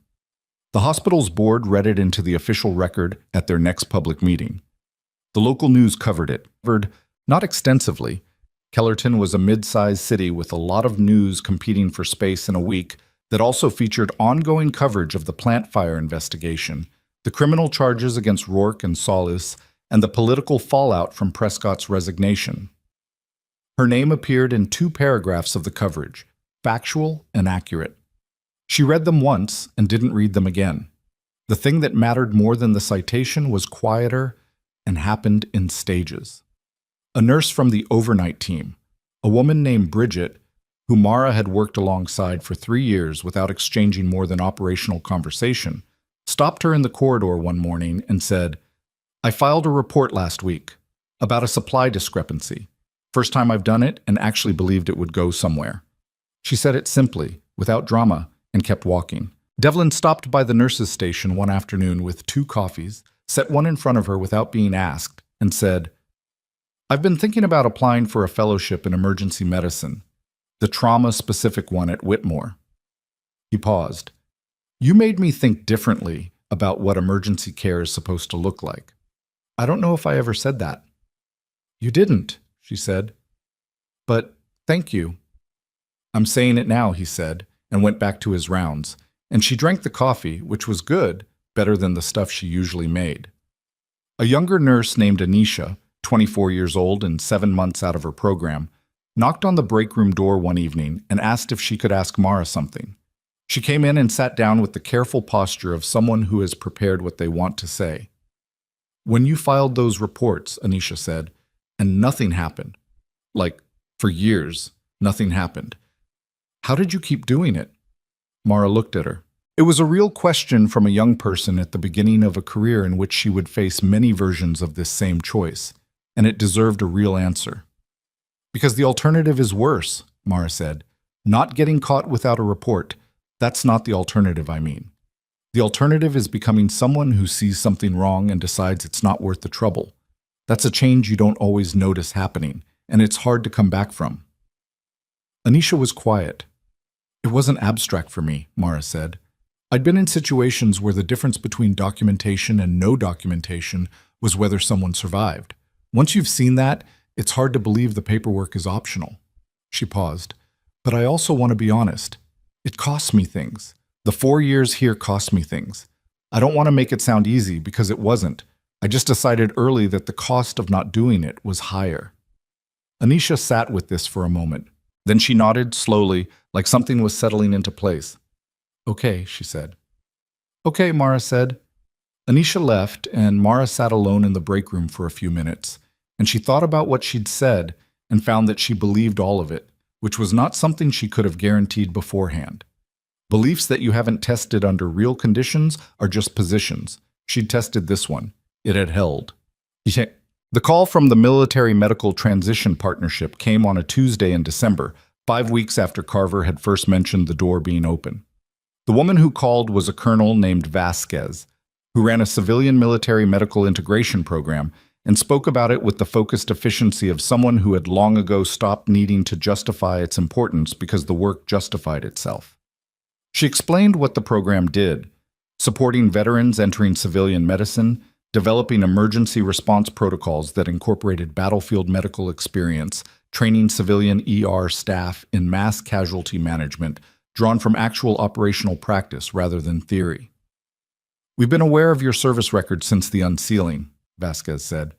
"Your operational period with forward medical units, the specific training environments you came through, there's very little equivalent experience in the civilian medical system. We're building a curriculum for high-acuity civilian trauma response, and the gap between what's being taught and what actually happens in a mass casualty event is significant." "I know," Mara said. "I've seen that gap from both sides. Lieutenant Carver indicated you might be amenable to a consultation role initially. Nothing that requires you to leave your current position, periodic program development, curriculum review, potentially some direct training components. What kind of time commitment?" "Whatever you can manage. We're not asking for exclusivity. We're asking for expertise that very few people have. A pause. I want to be direct with you, Nurse Voss. What you have from your service years is not something we can replicate in a classroom. People died in those environments, and people were saved in those environments, and you were present for both. And that experience has an application value that exceeds any formal credential. We'd like to access that value in a way that's useful to you. She stood at her apartment window, looking out at December in Kellerton. The early dark, the streetlights coming on, a thin layer of snow on the rooftops that had arrived that afternoon and would probably be gone by morning.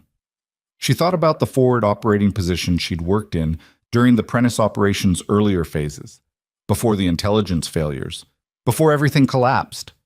The tent hospitals and the helicopter pads, and the particular weight of decisions made in seconds with incomplete information and inadequate resources, and the absolute requirement that you be correct anyway. She thought about the things she'd carried out of those years that she hadn't been able to put down. Not trauma, exactly, though there was some of that, but a standard for what emergency medicine actually required when it was operating at the edge of what was possible. She'd brought that standard to Harrow Peak, and the institution had spent 4 years trying to erode it, and had failed, and the failure was on record, and now the standard itself was being asked to do something more than survive. Yes, she said. Tell me more about the curriculum. The charges against Callum Rourke were filed in federal district court on a Thursday in January, 14 weeks after the night of the explosion. Mara was on shift when it happened. She found out from Devlin, who found out from the news alert that came through on his phone while he was between patient consultations. It's filed, he said, appearing at the nurse's station.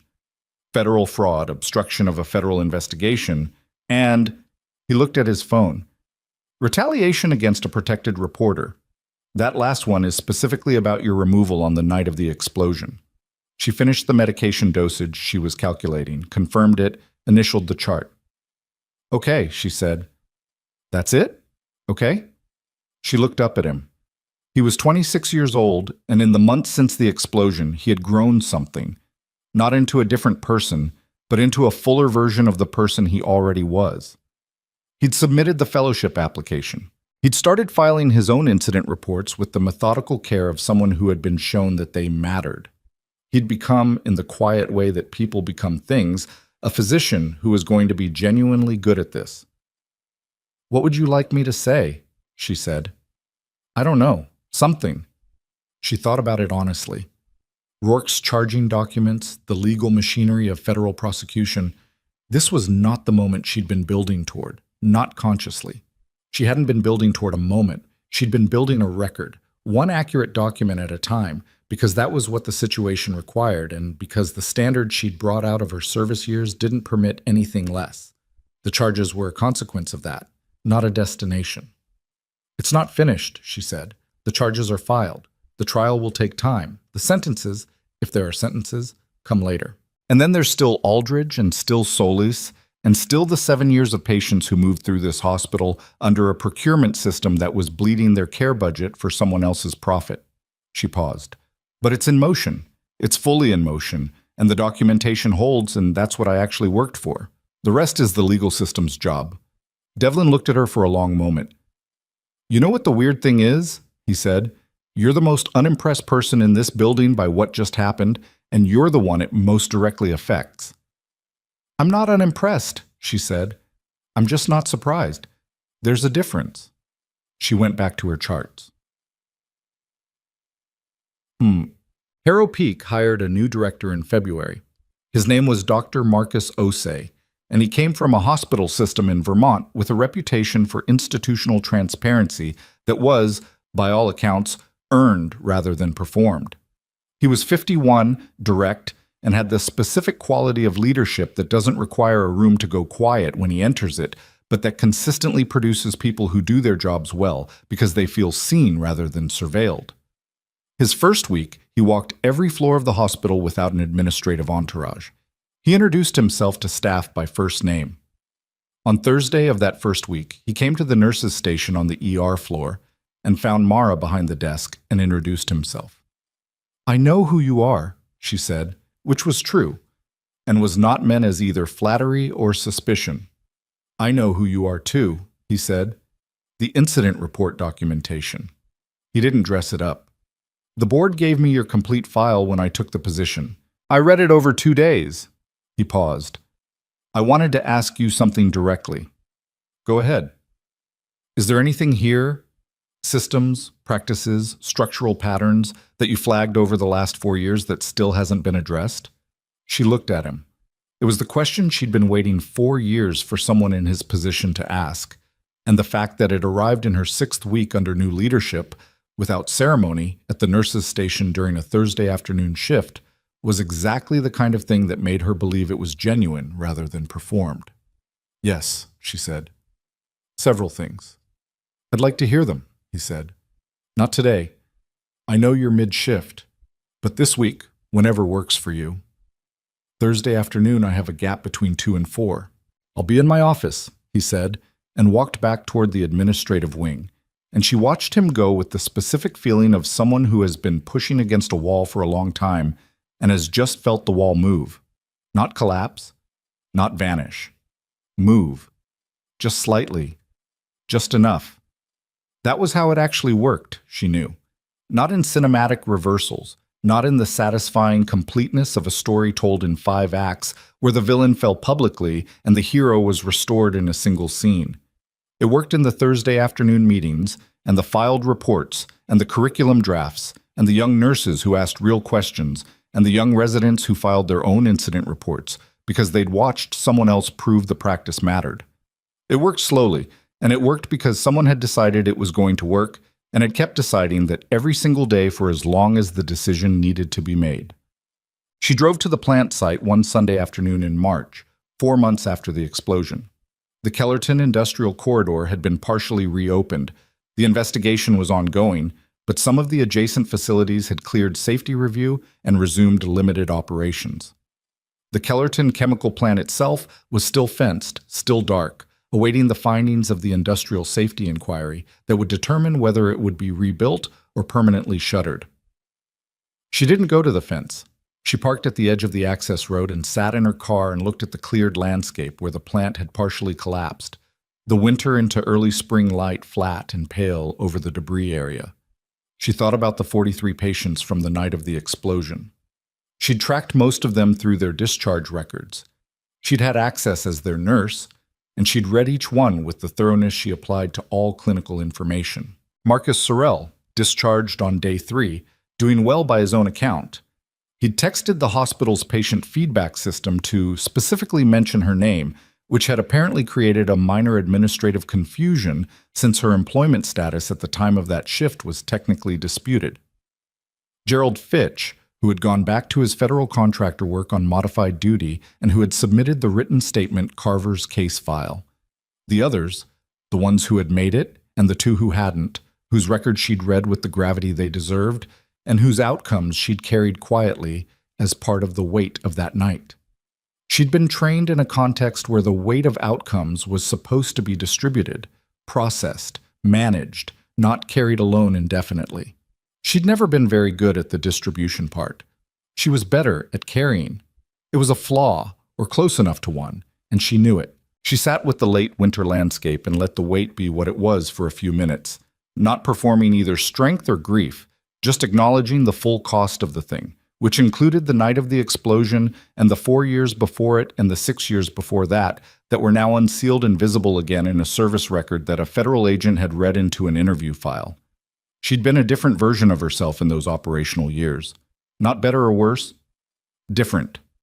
The person who had come to Harrow Peak afterward had been changed by those years in ways that were structural, like bone rather than muscle, things that didn't stretch back to what they'd been before. She'd brought the precision and the stillness and the long-game patience of someone who had learned her craft in the hardest possible classroom, and she'd applied all of it to an emergency room in a mid-sized Massachusetts city, and it had produced what it had produced. She was not, she thought, done. She was not the person who ended this story by stepping back and watching the credits roll. The Vasquez program was beginning its first curriculum development cycle in April, and she'd committed to 10 hours a month to start, which she knew would become more. The Thursday meetings with OSE had become weekly, which neither of them had planned, but which had produced 2 structural reforms in the ER already. One, a documentation process change, one, a staffing protocol for mass casualty intake that was significantly better than what had existed before the explosion. Devlin had gotten the fellowship. He'd called her when he found out, and she'd said congratulations. And he'd said, I wouldn't have applied if, and she'd said, you would have figured it out, which was probably true. And they'd argued briefly about it in the way that people argue when they both know the truth is somewhere in the middle. She started the car. She drove back into Kellerton. The thing about 4 years of being invisible, she'd decided, was that it had a use, not a comfortable one, and not one she'd have chosen if she'd had a different option.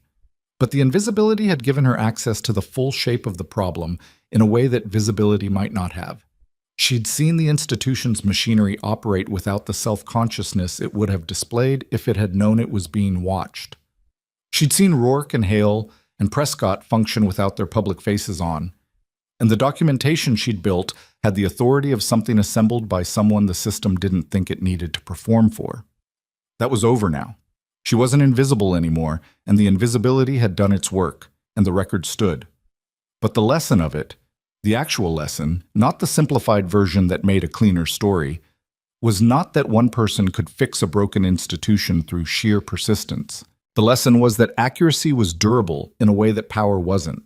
Rourke had had institutional power for 2 years, and it had not survived contact with 7 years of carefully time-stamped documentation. Hale had had the authority of an attending physician, and it had not survived contact with nursing notes that were simply, specifically, inarguably correct. The truth, laid down in plain language with dates attached, outlasted the people who wanted it to disappear.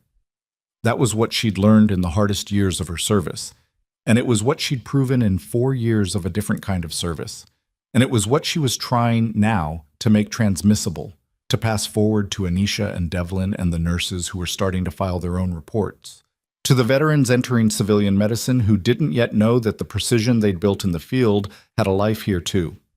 She parked in the hospital lot.